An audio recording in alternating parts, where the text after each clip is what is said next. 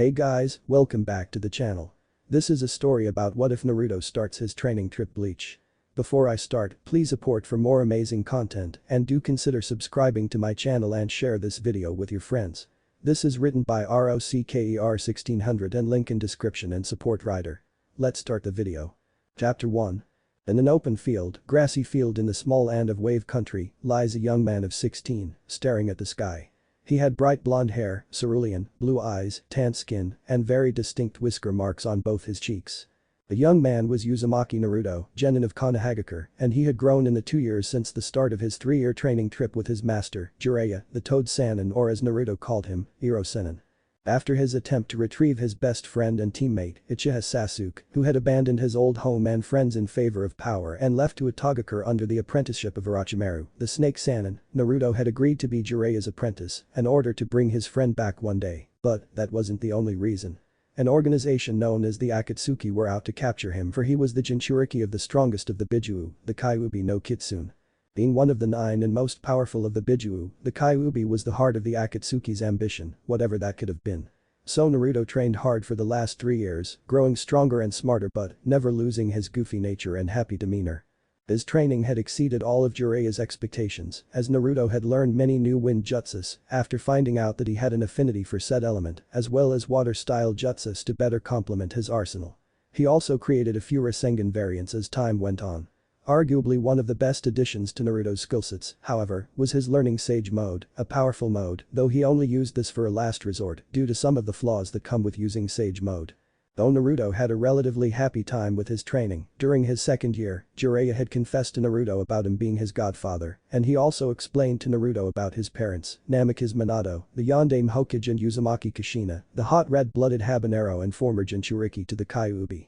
This news, primarily the revelation that Jiraiya was Naruto's godfather, caused a brief 3-month fallout between the two, where Naruto refused to even look at his sensei, but, after a long overdue apology, along with an ungodly number of bowls of ramen one night, Naruto finally forgave Jiraiya. In addition, after hearing of his father and his accomplishments, Naruto decided to honor him in his own way, not including learning his prize jutsu, so Naruto decided on a change in wardrobe that was more like that of his father's. He now wore white shinobi pants, a black jacket, completely zipped, black shinobi sandals, and an orange cloak similar to his father's, only it was orange with black flames, with a black Uzumaki symbol on the back to honor his mother and clan. He also changed the cloth to his headband from a short blue to a long black, with the tassels reaching the top of his back.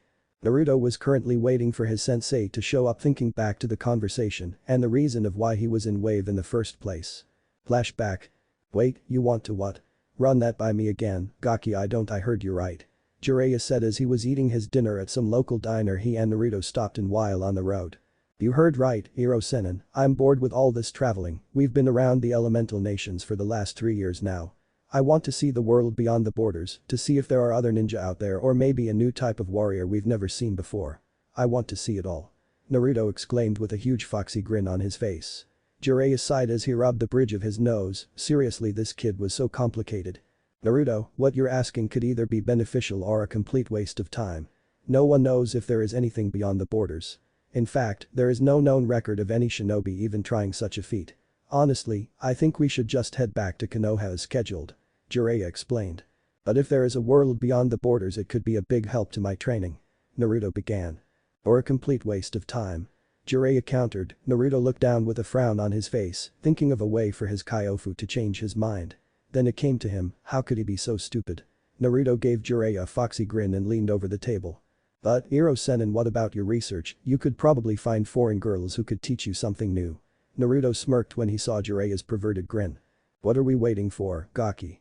Come on, Wave Country has a port dock, we could probably find someone willing to travel with us. Jiraiya stated, jumping up and rushing out the door, leaving an irritated Naruto with the bill. Then flashback. Naruto sighed as he watched the sky waiting for his perverted sensei to come back with a ship captain. After another 20 minutes, Naruto heard someone approaching from behind. It's about time you got back. Naruto said irritably. Is that any way to greet the guy who named our bridge after you? Naruto blinked, that wasn't Jiraiya, but he certainly knew that voice. Naruto turned around to see a grinning Tazuna along with Jiraiya in the background. Tazuna? How have you been, old man? Naruto exclaimed as he shook the man's hand. Pretty good thanks to you, Gaki. You helped this country thrive again, you know. Tazuna stated as Naruto scratched the back of his bashfully. "Oh, it was no problem really, just part of the job." Naruto replied, "But what are you doing here anyway?" "Well, your sensei told me about your little adventure trip and I have a crew for you if you're interested." Tazuna explained as Naruto's eyes lit up. "That's awesome, we'll take the offer, old man." Naruto stated. Tazuna nodded and brought the two shinobi to the giant witch ship with a full crew. After Naruto met the crew members, Jiraiya pulled him to the side. "Naruto, are you absolutely sure about this? We don't know where we'll end up if anywhere, and if we do end up anywhere, how long do you expect to hang around?" Jiraiya asked. "I'm sure about this, Iro-sennin, and if by the chance we do end up on land, I want to stay for a bit. It will give me enough time to learn everything I can about the area. And if Bachan complains, just reverse summon yourself to Mount Mayaboku and then the village and give a report." Naruto explained. He certainly planned this out well. Jiraiya sighed. Naruto certainly had his mother's stubbornness. After a few more hours of preparation, the crew was ready to set sail. Naruto said his goodbyes to Tazuna and his family who had arrived to see him off. Naruto stood at the front of the ship, looking over the ocean with a grin, ready to set sail to a new world. "Alright, time to set sail to a new adventure. Let's go." Naruto shouted as the ship set sail, heading due west. Chapter 2. It's been a month since Naruto and Jiraiya had set sail on a new adventure, and Jiraiya has now become completely sure that this whole trip had been a waste of time. Naruto, however, remained defiant about the situation and stood at the front of the ship every day, hoping to see land soon. Our hero is currently doing just that as the sun rises over the horizon. "So are you convinced that this has been a waste of time yet?" Jiraiya asked rhetorically as he walked towards his student. "I already told you, you old perv, we will find land soon, just you wait." Naruto retorted with his arms crossed over his chest, not even looking at Jiraiya, but instead at the ocean as the currents rippled from under them. Jiraiya sighed and decided to just train and maybe catch some sleep. He knew there was little he could do to convince Naruto otherwise. After a couple hours of training, Jiraiya decided to catch up on some sleep while grumbling about how he should have been back in Konoha right now, not going out to sea on some hopeless adventure he was suckered into participating in. A two-time war veteran who had fought countless enemy shinobi who were some of his most dangerous adversaries, and he gets outsmarted by a teenage genin. Yeah, the Toad Sannin was certainly a unique ninja, alright. As Jiraiya was about to lay his head down on his pillow, he was jolted out of bed by a high-pitched voice that could only belong to one person. "Land ho." Naruto's voice echoed through the ship, rattling the giant boat and scaring the hell out of the crew members. Jiraiya sat on the ground for a moment before Naruto's words clicked, and he immediately ran outside to see a beach in the distance with many people walking around or splashing in the water. Jiraiya was speechless for a moment before he heard Naruto's approach. "What I tell ya, Iro-sennin. I knew we would find land." Naruto stated with a grin. Jiraiya sighed and gave his student a smirk. "Alright, Gaki, I guess you got me this time. Why don't we go explore this new territory?" Jiraiya stated, going back to his room and sealing his things in a scroll while Naruto did the same. After the crew noticed that there were no docks, Naruto and Jiraiya just decided to use water walking to get to shore, not noticing the awed and surprised looks of the people present. Jiraiya immediately went to go peep on research the female population of the area, as well as trying to dig up any info he could about the location they were in. Naruto just roamed his eyes across the beach watching the kids playing, the seagulls flying, and watching the people whispering towards one another and pointing at him. Naruto frowned and arched an eyebrow as everyone around him kept giving him a once-over. What's wrong with these people? You'd think they've never seen a ninja before. Naruto thought as people continued to look at him. Naruto felt a pull on his cloak and looked down to see a small boy looking up at him. "Hey, mister, how did you walk on water just now?" the boy asked. Naruto looked on with confusion at the question. "What did you mean?" "I just channeled some chakra into my feet." Naruto answered as if it was no big deal. "What's chakra?" the boy asked, but before Naruto could answer, a woman who Naruto assumed was the boy's mother took him away, saying he shouldn't talk to strange people. Naruto just assumed that either the kid hadn't gotten into a ninja academy or they had no ninja in this area, though he was betting on the latter since even the woman looked at him funny. But even civilians had some knowledge of chakra and all of them knew about shinobi back home, yet everyone around him kept giving him odd looks. Something doesn't feel right about this place. Naruto thought, and seeing Jiraiya's own confused look just further cemented that fact. "Hey, Naruto, why don't we explore this area a little more? Something about it seems off." Jiraiya stated, feeling a little uncomfortable with everyone's stares. Yeah, let's do that." Naruto replied as the two dashed out of the beach and into an area with tons of people walking around going about their day with huge buildings surrounding the area. The two shinobi had just happened to enter a city in this new world for the first time. The two ninja were awed by their surroundings, having never seen anything like it before. Whoa, this makes Konoha look like an ant farm, it's incredible. Naruto said while taking in the sights. While Naruto was looking all around the area, Jiraiya was paying attention to his surroundings and listening intently to the voices around him, frowning with what he heard. Who are those guys, street performers? One man asked. Yeah, I mean look at their clothes, they look odd, well the blonde ones is a little stylish. I wonder if those whiskers are real. One woman said. Jiraiya took some offense from the comment but didn't comment on it, he decided analyzing the info he gathered would be the better option. Okay, so far all I know is we're in a place called Karakura town in some unknown continent called Japan. They do speak out language but, from what I can tell, no one here has any knowledge of chakra or the shinobi arts, if their comments about our clothing is any indication. Their civilization seems to be much more advanced than ours, the buildings and machines being dead giveaways to that fact. And the people here are even weaker than normal civilians in our land, which no one has knowledge of. In other words, this Karakura town seems pretty harmless. Jiraiya mentally listed off everything he needed to know and nodded to himself. He called Naruto over to him and warned him not to use any ninjutsu unless absolutely necessary. When asked why, Jiraiya simply stated that the people in this land don't seem to have knowledge of ninja and they needed to keep a low profile. Naruto sighed and nodded, stating that he didn't like the idea but he didn't want to cause trouble so agreed to it. After an hour of exploring, Jiraiya stated that he needed to find a place to stay for the night and allowed Naruto to go off on his own for more sightseeing, but warned him not to cause trouble. Naruto waved off the comment and continued on till he left the city area and entered the suburbs of Karakura. The area reminded him slightly of the streets back home in Konoha, so he felt more at peace there. Naruto continued his little walk until he heard a bell coming not too far from where he was. Turns out it was the school release bell, and Naruto watched as the students who seemed to be around his age exit the building. I guess the schools in this continent run later than the Ninja Academy did, sucks to be them. Naruto thought as he watched more students exit the building, one of which had gotten his attention quickly. The person in question was a boy around his age with a tall lean build and orange hair, something Naruto mentally wished he had and wondered if it was natural. The kid's face seemed to be in a permanent scowl, and his brown eyes held pain that Naruto seemed to recognize in himself all too well. Something really messed up must have happened to him in his life. Naruto concluded as he watched a kid argue with some midget girl with raven hair. Naruto's sweat dropped as he watched the two argue, and thanks to his ability to read lips, he could tell what they were saying. They're like an old married couple. Naruto's eyes widened when he read the girl's lips saying Shinigami duties, but decided to figure what the girl meant by that another time. That said, he did file the names he heard away for later. Ichigo and Rukia, huh? I've heard worse names.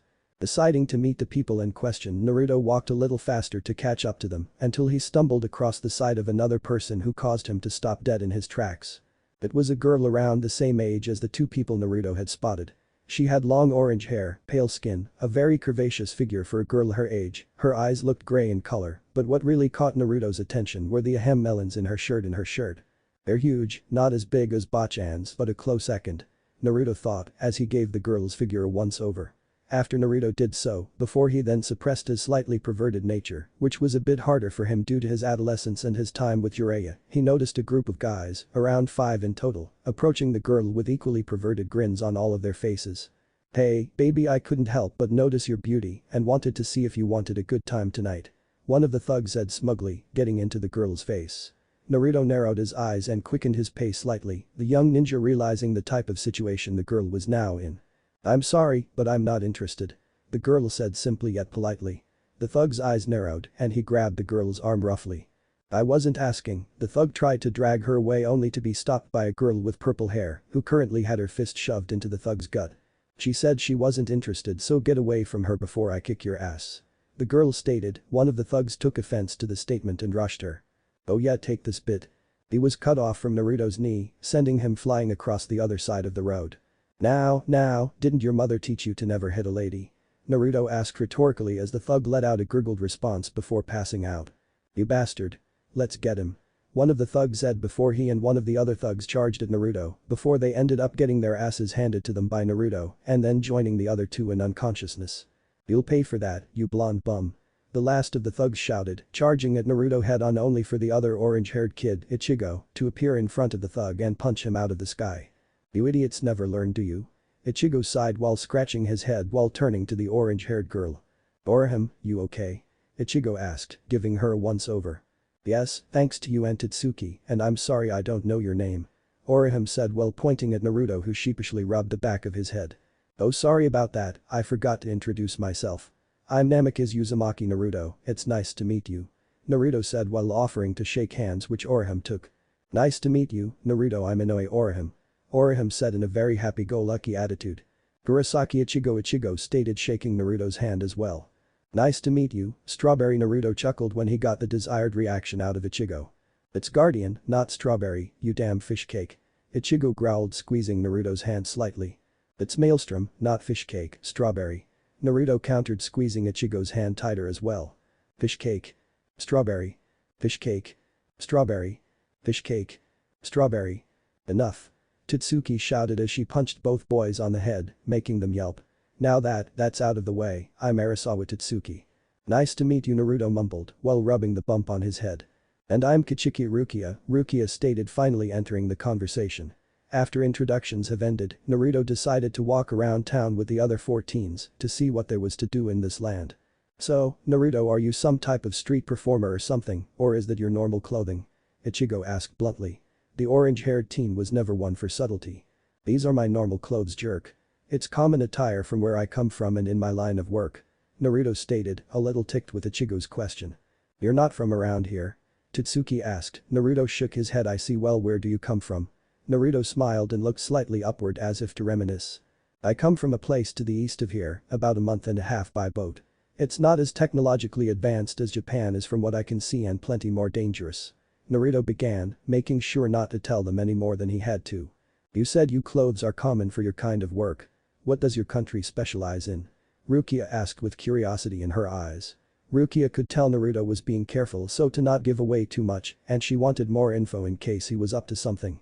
She had already let Ishida Uryu surprise her, she wouldn't let it happen twice, especially when, unlike Uryu, Naruto was clearly not from here and is therefore more of an enigma. You can say it's military work. He wasn't lying, ninja were soldiers who took orders from the Hokage. He just didn't want to give away anything vital since no one seemed to have knowledge of the elemental nation's existence. You're a soldier? That has to be a bunch of crap.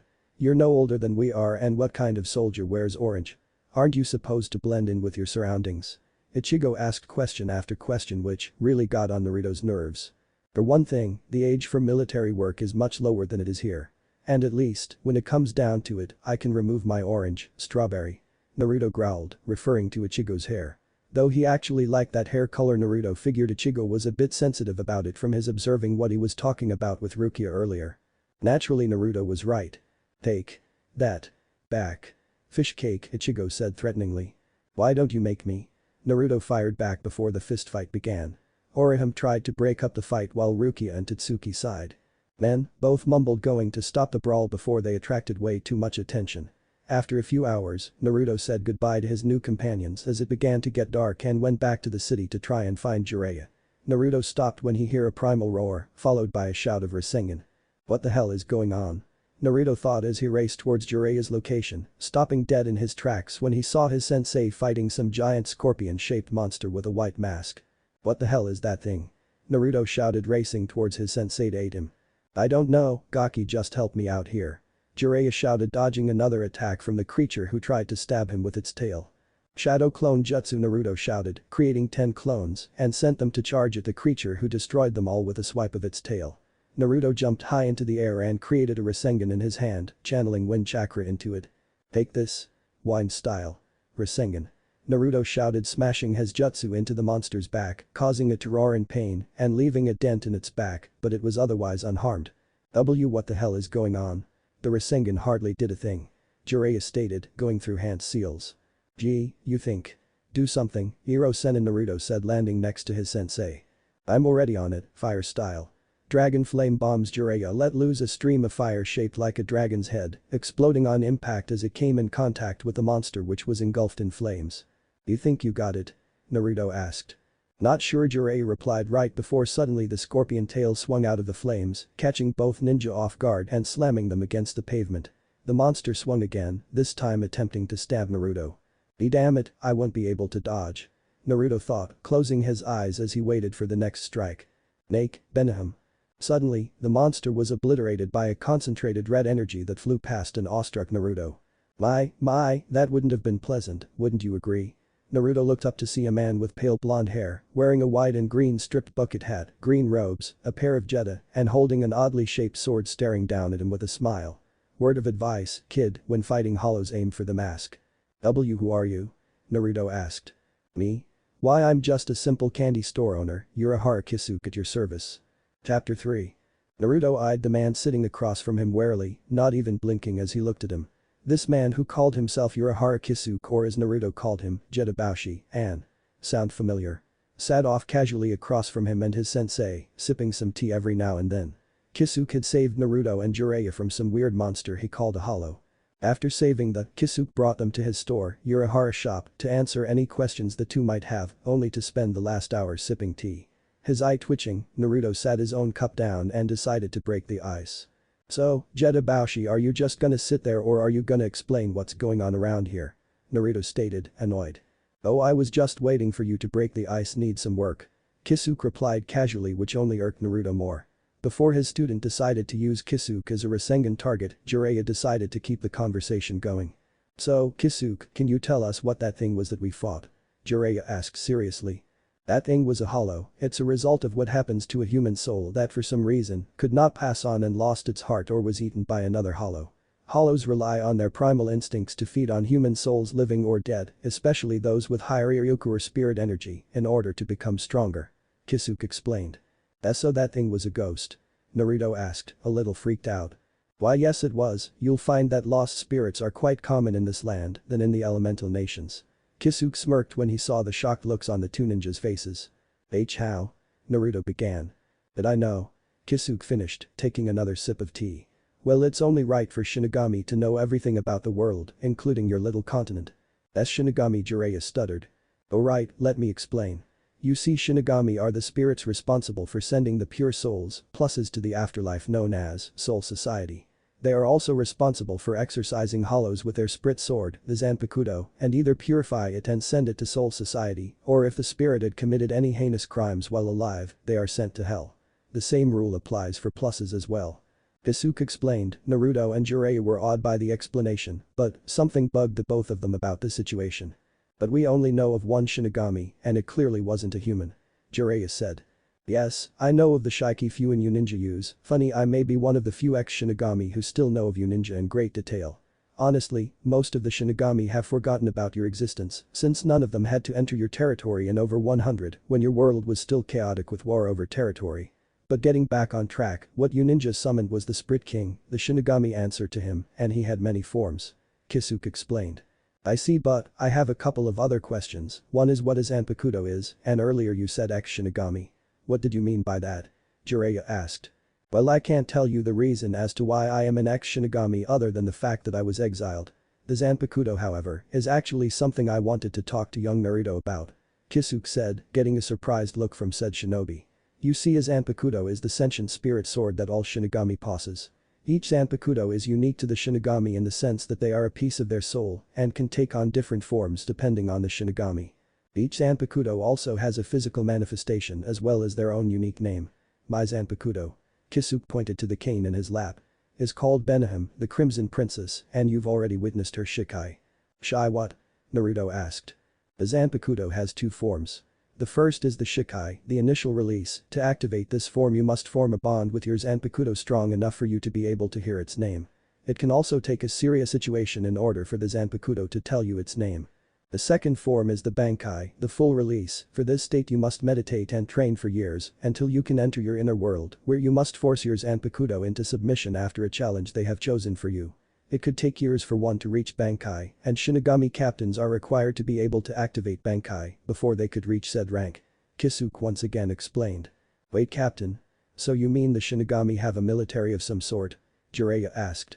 Yes they do, the Gate 13, which consists of 13 divisions each having their own unique combat style or jobs.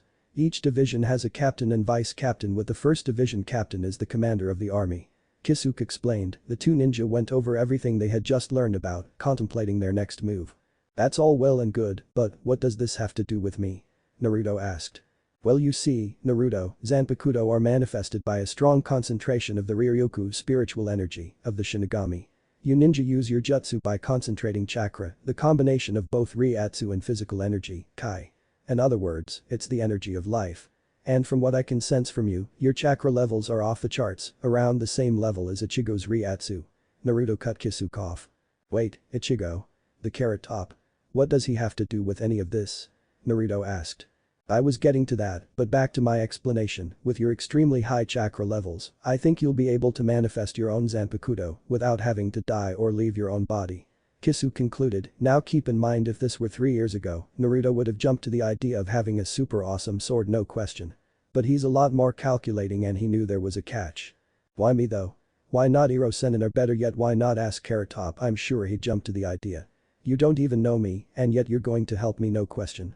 I'm not stupid, you're up to something and I want to know now. Naruto stated roughly. Urahara suddenly grew very serious and sighed.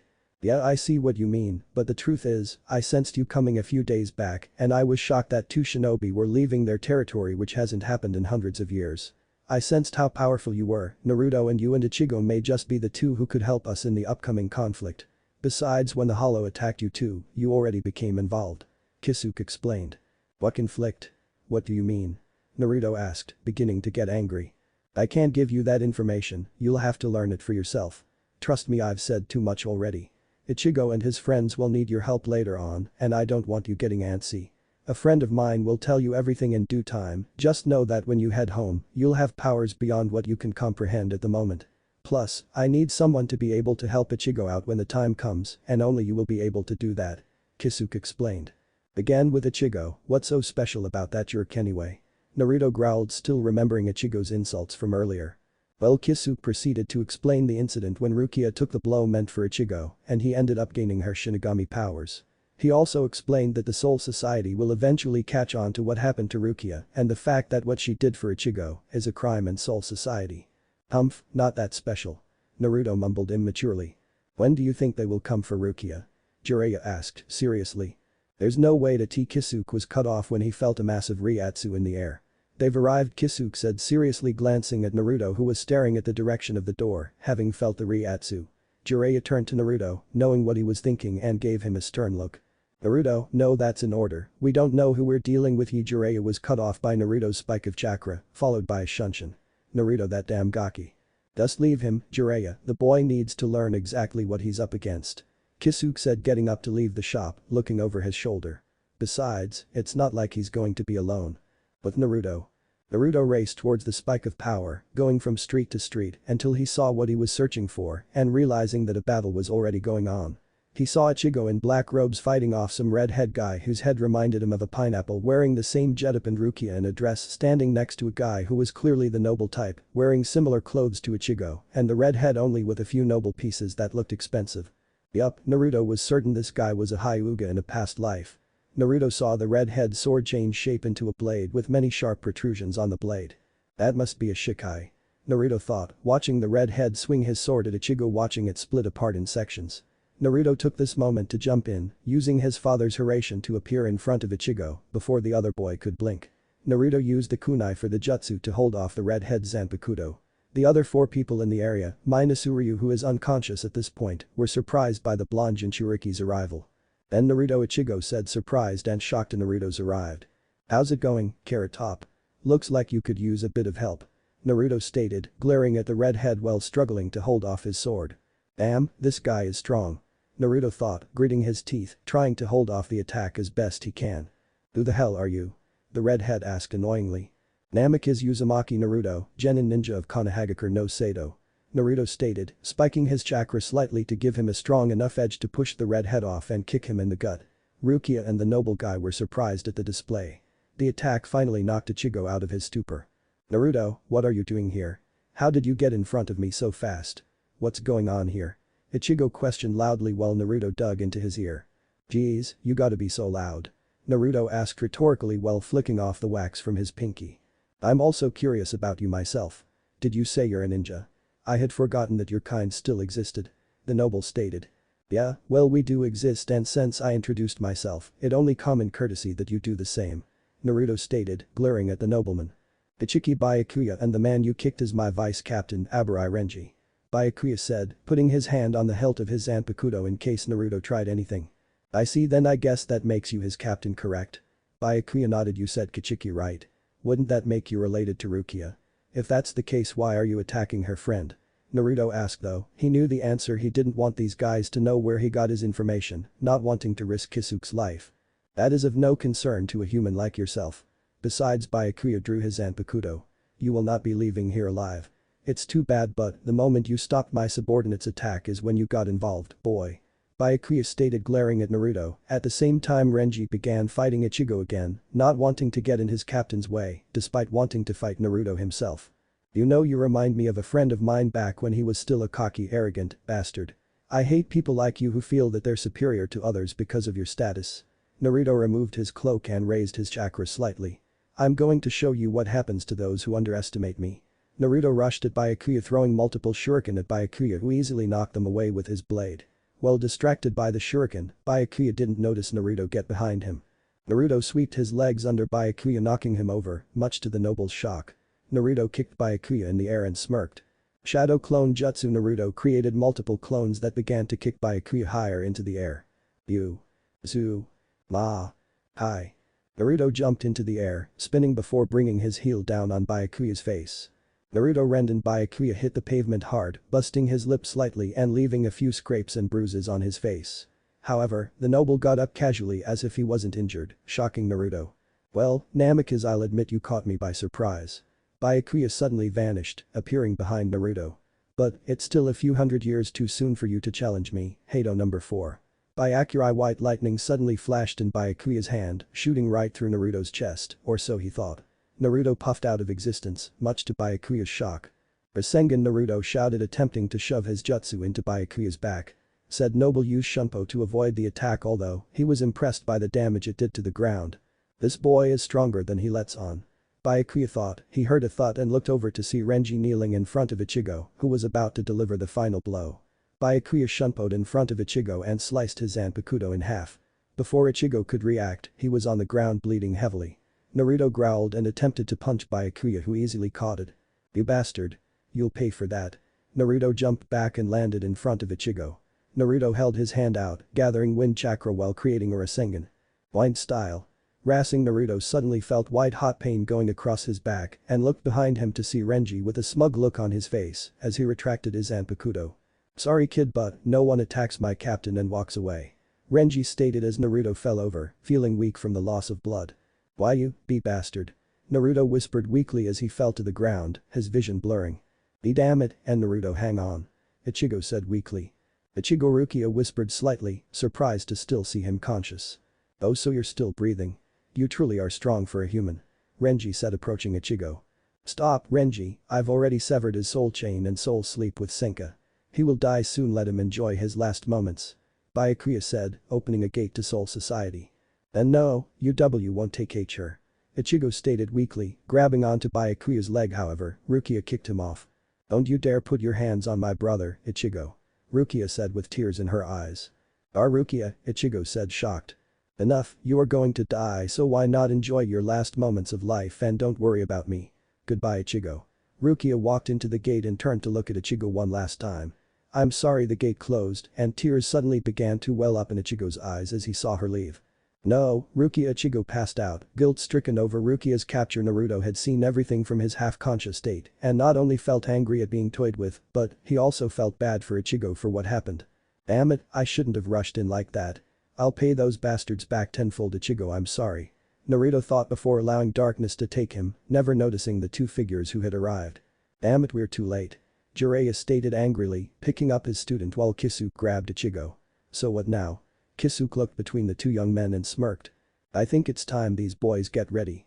We've got 10 days until I can open the Sinkamen. That gives me just enough time to whip them into shape. Kisuke stated, using Shunpo to head back to the shop. Jiraiya shook his head and stared down at Naruto. Why do I get the feeling that means bad news for you? Jiraiya sighed and used Shunshin to follow after Kisuke. Chapter 4. Naruto groaned as he sat up from the futon he had been laying on. For how long? He had no idea. Naruto checked his surroundings to discover that he was back at Urahara's shop. Confused for a moment, Naruto tried to remember why he was sore and in bed in the first place, and that's when it hit him. That pineapple-headed bastard. If I ever see him again, I'm paying him back double for that cheap shot. Naruto thought, slightly bummed out from his cheap defeat, but then he had remembered another important factor. Wait a sec, where the hell is Ichigo? From what I remember he was in worse condition as I was. AHHH, what the hell are you doing? A voice shouted from the other room next to Naruto's. The blonde ninja jumped to his feet and tackled the door down to discover one of the most hilarious yet creepy things he had ever seen. Tessai, Kisuke's assistant under the covers with a disgusted-looking Ichigo under him. Naruto couldn't take it and proceeded to laugh his ass off while rolling on the floor. Wow, Carrot Top, I didn't know you swung that way. Naruto laughed out. Oh, Mr. Namikaze, you're awake. How are you feeling? Tessai asked politely. Fine, thank you, and call me Naruto. Naruto replied. Ichigo began to twitch suddenly, his anger and disgust noticeable. Yeah, that's all well and good, but Ichigo began and suddenly kicked Tessai off of him. Don't ever do that again. Ichigo turned to look at Naruto who was still snickering slightly. Naruto noticed this and straightened up a little. Alright, Ichigo, I can tell you have a few questions for what happened during that fight, but for now let's find Jetabashi and Irosenin, I'm sure can give us a few answers. Naruto suggested. Ichigo shrugged and wondered who Irosenin was but didn't question Naruto about it. The two teens found said men talking in the living area, both of them turning to the boys when they walked in. Oh my, it seems you're both finally awake. So how'd the fight go? Kisuke asked, making Ichigo extremely angry, and he ran towards Kisuke, trying to attack him only for Naruto and Jiraiya to restrain him. What the hell do you mean how'd the fight go? You know damn well how it went and you knew that I couldn't beat them, didn't you? You knew they would take Rukia away. Ichigo was in tears at this point, both ninja could see the pain and guilt in his eyes due to his failure, although Jiraiya noticed something else that seemed like loneliness. Kisuke himself felt slight guilt over what he'd done, but he had to show Ichigo that his current abilities, which were none at this point, wouldn't have helped him later on and needed this to happen to set his plans in motion. Is that true, Urahara? Naruto asked, slight disdain evident in his tone, considering that he had been used as well and Naruto hated being someone's guinea pig. Yes, I did know that neither of you would have been able to win those battles. In fact, I would have been scared for Soul Society if you did succeed. But, that besides the point, your defeats were necessary mostly for you, Ichigo, because, now that Rukia's power has all but left you, you can now gain your own Shinigami abilities. That is, unless you decided to change your mind about saving your precious Rukia. Kisuke saw the fire return in Ichigo's eyes at his last comment and he smirked. Good, now it was time to get this show started. How long did you say we have before Rukia can be put on trial? Jiraiya asked, having gone over the rules and regulations of the Soul Society with Kisuke for the past couple days, while the boys were unconscious and knew there was a waiting period for any trial. About 10 days, 30 for her execution. That's plenty of time for them to train. Kisuke said before turning to a door that looked to be the storage room. After a couple minutes, Kisuke came out with a glowing circular object, throwing it to Naruto. What's this thing supposed to be? Naruto asked, confused. That orb is meant for Shinigami Academy students to channel their Riryoku into in order to materialize their zanpakuto. Since you're alive and you have a mastery over your chakra, the combination of Riryoku, spirit energy and Kai, life essence, you can channel it as a substitute, well, for your own zanpakuto, without having to be a spirit. Kisuke explained. Wait, how come he gets to have his zanpakuto while in his body and I have to be in spirit form? Ichigo asked, curious. That's because unlike you, Ichigo, Naruto as well as any other ninja, combine their Kai and Riryoku to create chakra as I just said before. However, Naruto has an unusually high amount of chakra like you do when it comes to Riryoku, just enough to be able to materialize his own zanpakuto while alive. Any other shinobi like Jiraiya, for example. Kisuke pointed to said ninja. Who doesn't have at least an equal amount of chakra cannot create their own zanpakuto while alive. I don't even know what you mean by a shinobi, but I guess I'll find out later, so I'll leave it at that for now. Ichigo said, shrugging. Excellent. Now please follow me so we can begin. Kisuke said, leading the three people down to his basement, one really huge basement that looked like an endless barren wasteland. Oh my, look at the size of this place. How can anything this big fit down here? Everyone gave Kisuke a dry look when he practically bragged about the place. Kisuke sighed while muttering to himself about how everyone's a critic and looked at Naruto. What's up, Jetabashi? Naruto asked. Go find an open area for you to focus on the orb while Tessai, Jinta, Yuru, and I help Ichigo regain his powers. Kisuke instructed. Naruto shrugged and went off on his own. What about me? Jiraiya asked. Train and train hard because, in 10 days you're going to be fighting a battle like you've never seen before. Kisuke stated before going off. Jiraiya didn't need to be told twice after seeing what those hollow creatures could do. Who knows how powerful those Shinigami were. Jiraiya sped off to his own area to train, he had work to do and he knew it. But Naruto. This looks good enough. Naruto said, sitting on the ground in the lotus position while holding the orb in his hands. He began to focus chakra steadily into the orb and nothing was happening. Frustrated, Naruto focused more and still nothing happened. Now he was livid and focused more than half of his chakra and suddenly the orb began to glow. What the hell? The orb flashed brightly and Naruto fell over unconscious. But Ichigo. You want me to fight her? Ichigo said while pointing down at Ururu who was wearing a boxer's equipment. Yup, now don't get killed now. Kisuke said with a smug grin and chuckled as he watched Ichigo run from Ururu, who the carrot top discovered was really strong. But Naruto again. Ugh, Naruto groaned as he got up off of the wet floor. Wait, wet floor? Naruto looked up to find himself staring at the Kyuubi's cage. Said Biju was surprised to find his container in his mindscape without him noticing. What are you doing here, Gaki? Kyuubi asked, irritated by Naruto's unexpected presence. I honestly have no idea, furball. I just assumed you called me here. Naruto said getting up off the floor. Well, I didn't. Now go away. Kyuubi growled. Naruto tried to do so but discovered to his confusion that he couldn't. I'm afraid you can't do that, Naruto. A deep voice said. Naruto spun around while the Kyuubi looked up, slightly interested by what he saw. Both Naruto and the Kyuubi were currently gazing at the sight of a man, easily in his mid-20s, with a fairly lean build.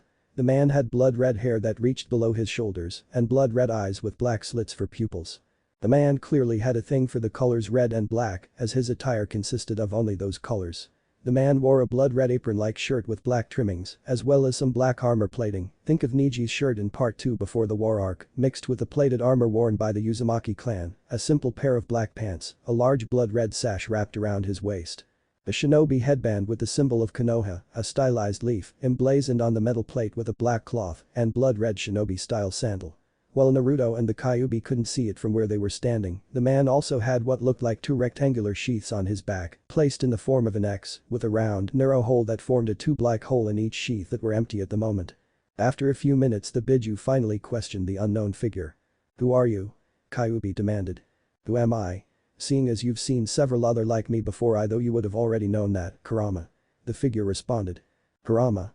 Naruto parroted as he turned to the fox, who was actually shocked by what this being just said. How did you know my name? The now named Kurama demanded. Well, seeing as I'm a zanpakuto spirit who has absorbed some of your conscious into my own as well as your power, it's only natural that I would know who you are. Naruto Zanpakuto explained. So you're a zanpakuto spirit, huh? I haven't seen your kind or the Shinigami who wield you in centuries back home. I'm surprised a boy was able to awaken you while alive. Kurama stated. Okay, I'm very confused right now. Naruto said while looking between the two. That can wait for now, Naruto. It's obvious you have awakened me for a reason. Naruto Zanpakuto stated. Yes, and I'm sure if you're in my mindscape that you already know that reason. Naruto replied, his sword smirked. Very perceptive. Thank you, so do you have a name? I don't think I can call you Sword. Naruto said. I do, as do all Zanpakuto. My name is. His lips moved but Naruto couldn't hear him as if the guys had gone mute. You mind running that by me again? Naruto Zanpakuto frowned at hearing this. How disappointing, it appears you can't hear my name yet. I guess that means you'll have to prove yourself worthy to wield me. The Zanpakuto held out his hand, creating a katana. The katana had a silver blade, its guard was circular and wide as was the hilt. The pommel was wide as well, and the wrappings were black. If you can defeat me in a spar, I will deem you worthy to wield me now.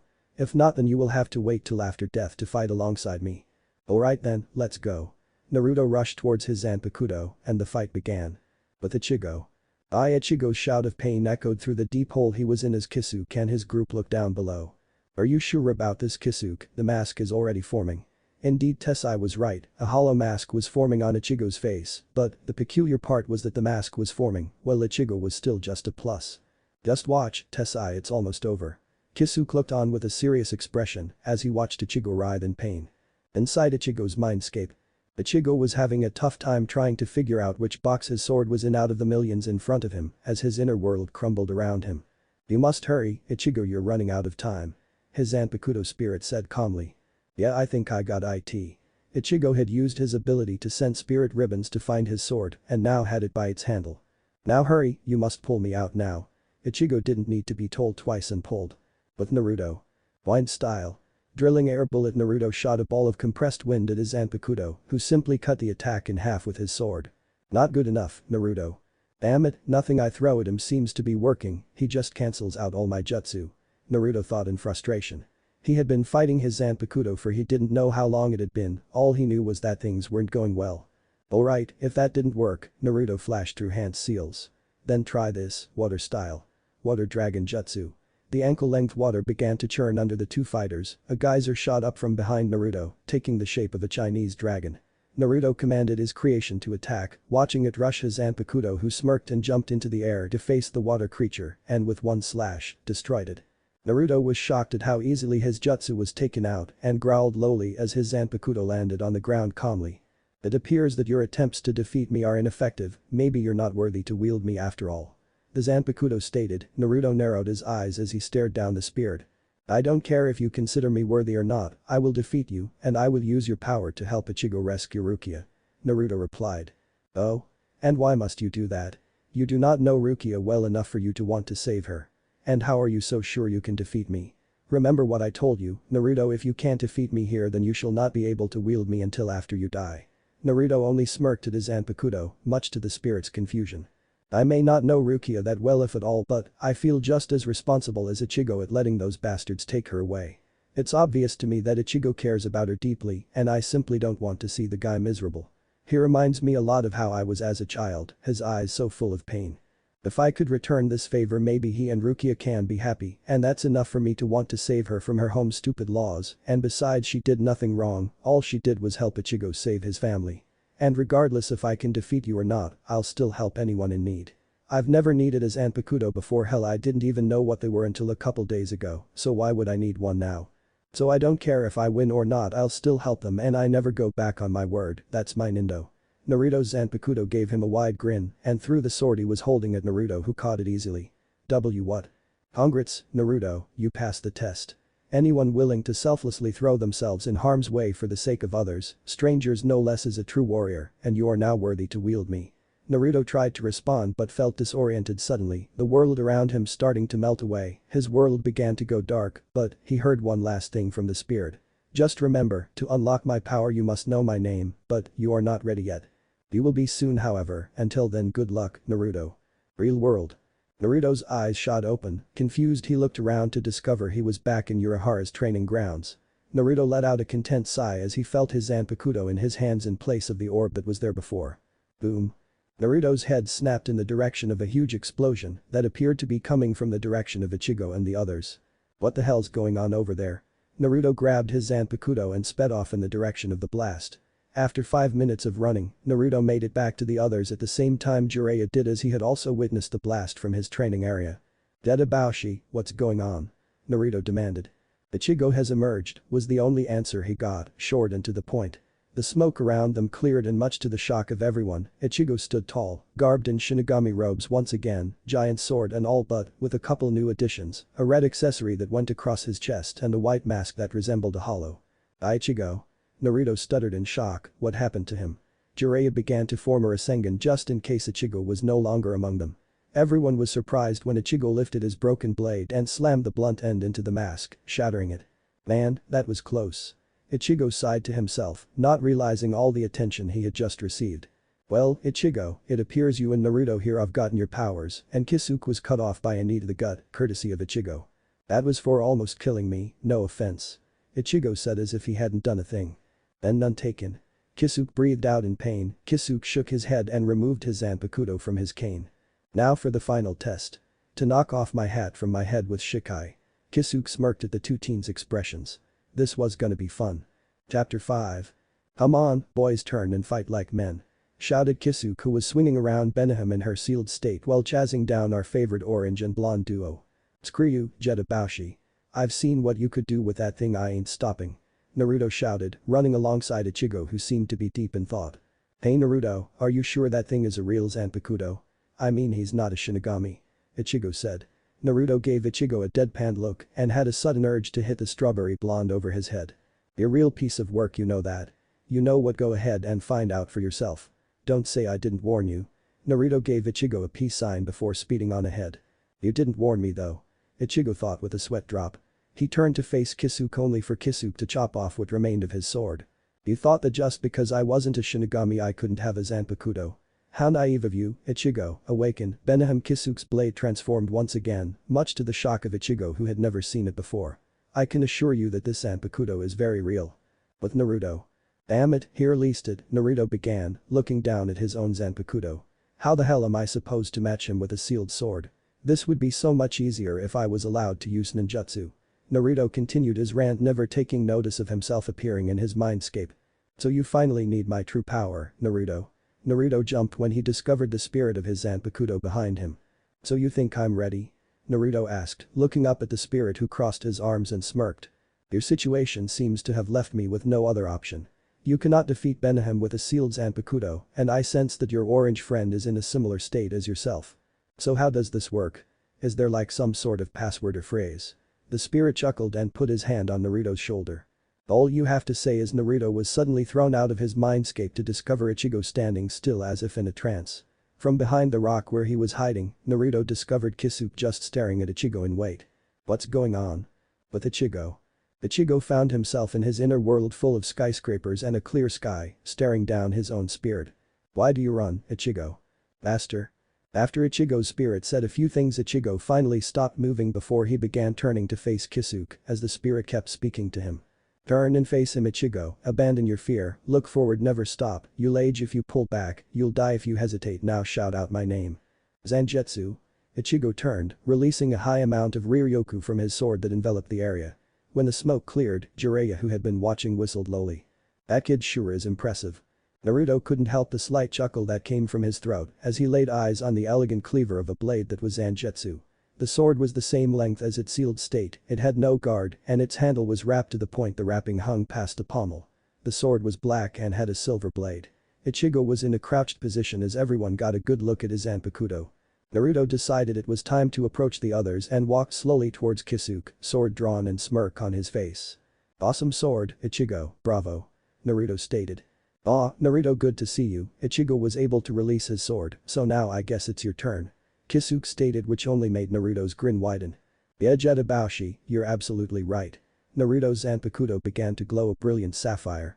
Cut them down, Shinku no Hate, the Crimson Gale. The effect was instantaneous, the area was enveloped in a high amount of chakra that blew debris everywhere. When the smoke cleared, everyone had a look of confusion on their faces minus Jiraiya, who couldn't even begin to hide the smirk on his face. Just like his old man Minato. Naruto held up dual three-pronged kunai, similar to his father's own, only the kunai were pure black instead of gray with white handles and silver blades. So that's it. That's rather disappointing. Kisuke stated. Oh really? Kisuke's eyes widened as everyone else, minus Jiraiya, who was trying not to laugh at this point, looked on in awe as Naruto appeared behind Kisuke instantly, with only the soft sound of the wind to signify his movement. You should never judge a book by its cover, Urahara. A powerful wind began to dance along the blade of one of the kunai. Incredible, Ichigo breathed at the sight, he smirked and held Zangetsu high. Hey Naruto, let's show Jetabashi what these babies can do. You read my mind, Ichigo. Naruto swung the wind-enveloped kunai while Ichigo swung Zangetsu, releasing a strong amount of Riryoku. Nake, Benahem, the blasts collided, setting off a powerful explosion that knocked the spectators off their feet, shooting dust and debris everywhere. When the smoke cleared, both Naruto and Ichigo were unconscious and Kisuke's hat had been blown off. Kisuke stared at his damaged headgear for a moment before letting out a deep sigh. Trial 3. Passed. After the last trial was completed, Kisuke spent the next few days training Naruto and Ichigo to better control their shikai and learn a few new abilities. While that was going on, Jiraiya had left to Mount Mayaboku for a better place to train for the upcoming events. In between sessions with Kisuke, Naruto would take Ichigo to the side and explain to him that it could be a good idea to get to know their zanpakuto better so they could work better as partners. At first, Ichigo didn't get it, only thinking his zanpakuto was a weapon, but Zangetsu explained to him that all zanpakuto had feelings and emotions just like any other person, and he felt as if Ichigo didn't feel worthy to wield him if that was his mindset. So Zangetsu put Ichigo through his own trial to combat a black and white replica of himself in his inner world. Ichigo defeated the clone and explained to Zangetsu that he would treat him better and fight alongside him. Completing this trial gave Ichigo knowledge of Zangetsu's only technique, Jutsuga Tensho. The technique wasn't really strong, but Zangetsu explained that as his control and strength grew, the Jutsuga becomes much more powerful. Naruto got his own training by Shinku no Hate, or Hate for short. He discovered that if he focused a small amount of chakra into his left-handed kunai, he creates a high-speed cyclone that can potentially cut his opponent to ribbons, Tatsumaki tornado. The right-handed kunai creates multiple blades of wind, Kei's no Yabakairen, wind blade fury. Hayate explained that the attacks can be upgraded to their true abilities, but only in Bankai, something Naruto wouldn't gain for a while, and like Jutsuga Tensho the attacks weren't as strong as they could be now.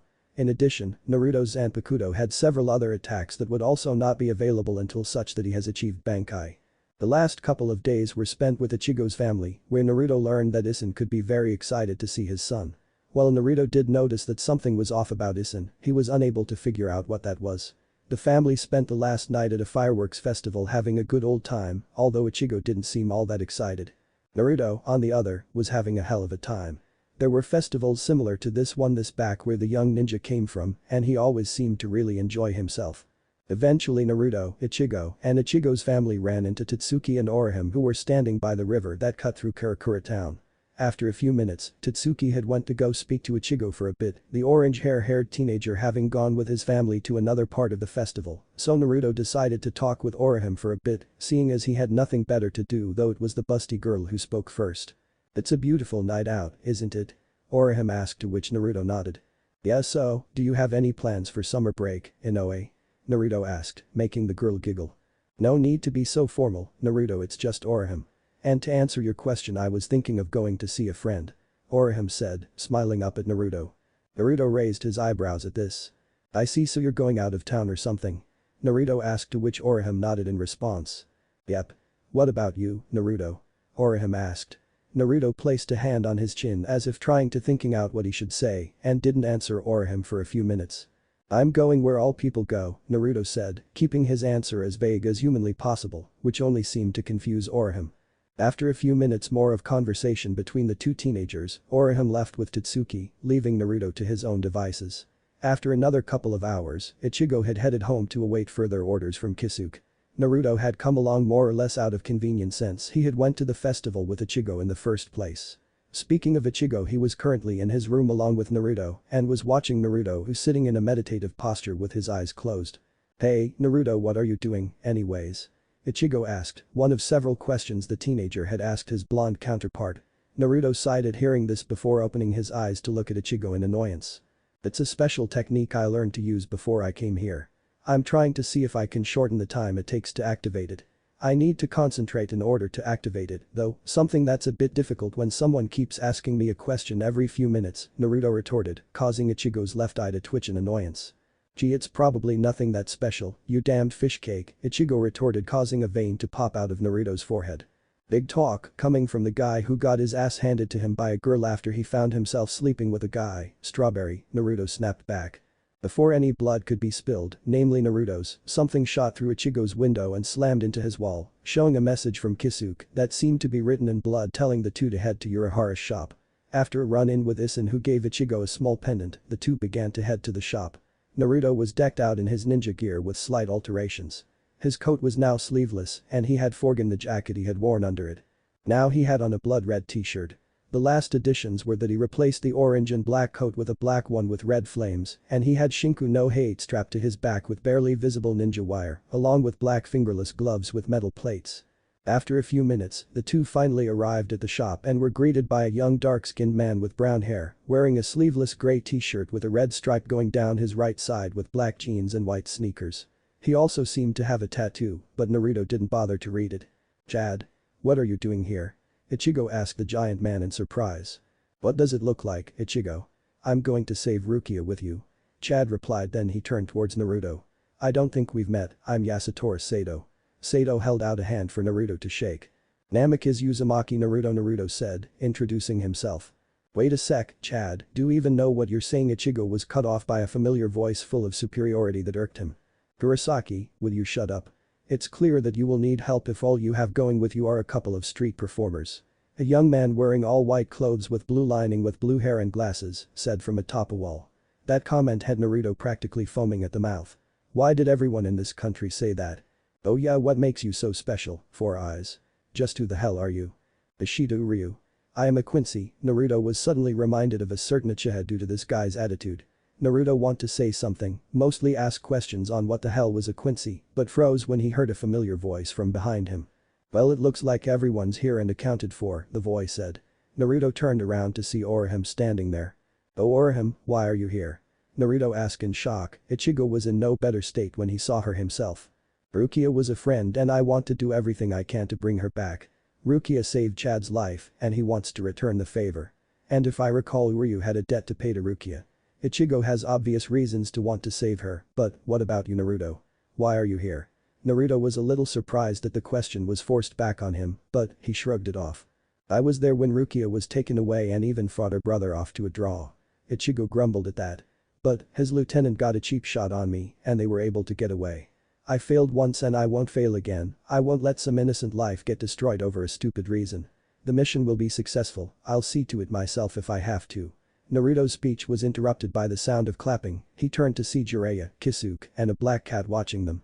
Well said, Naruto, now let's head down to the training ground so we can begin, shall we? Kisuke said, turning his back to head back down to the basement, with Naruto and the others following suit. Chapter 6. Ichigo quietly let out a deep breath, feeling anxious about the upcoming events. After his defeat at the hands of Renji and Byakuya, he had promised himself to pay the both back tenfold. He thought he should have more confidence after all he needed to be to save Rukia, he couldn't have cold feet now. He was, of course, still nervous though he had managed to hide it pretty well from the others, but who could blame him?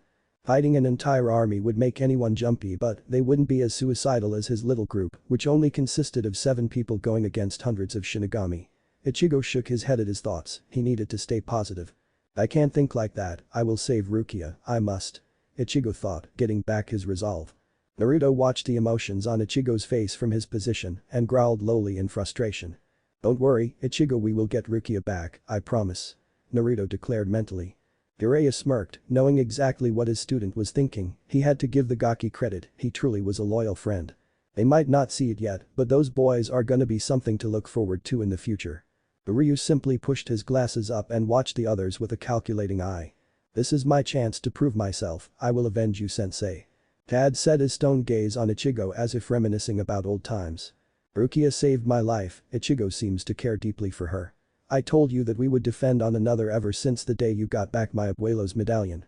This is no different, Ichigo, I will give up my own life if it means defending you, my friend.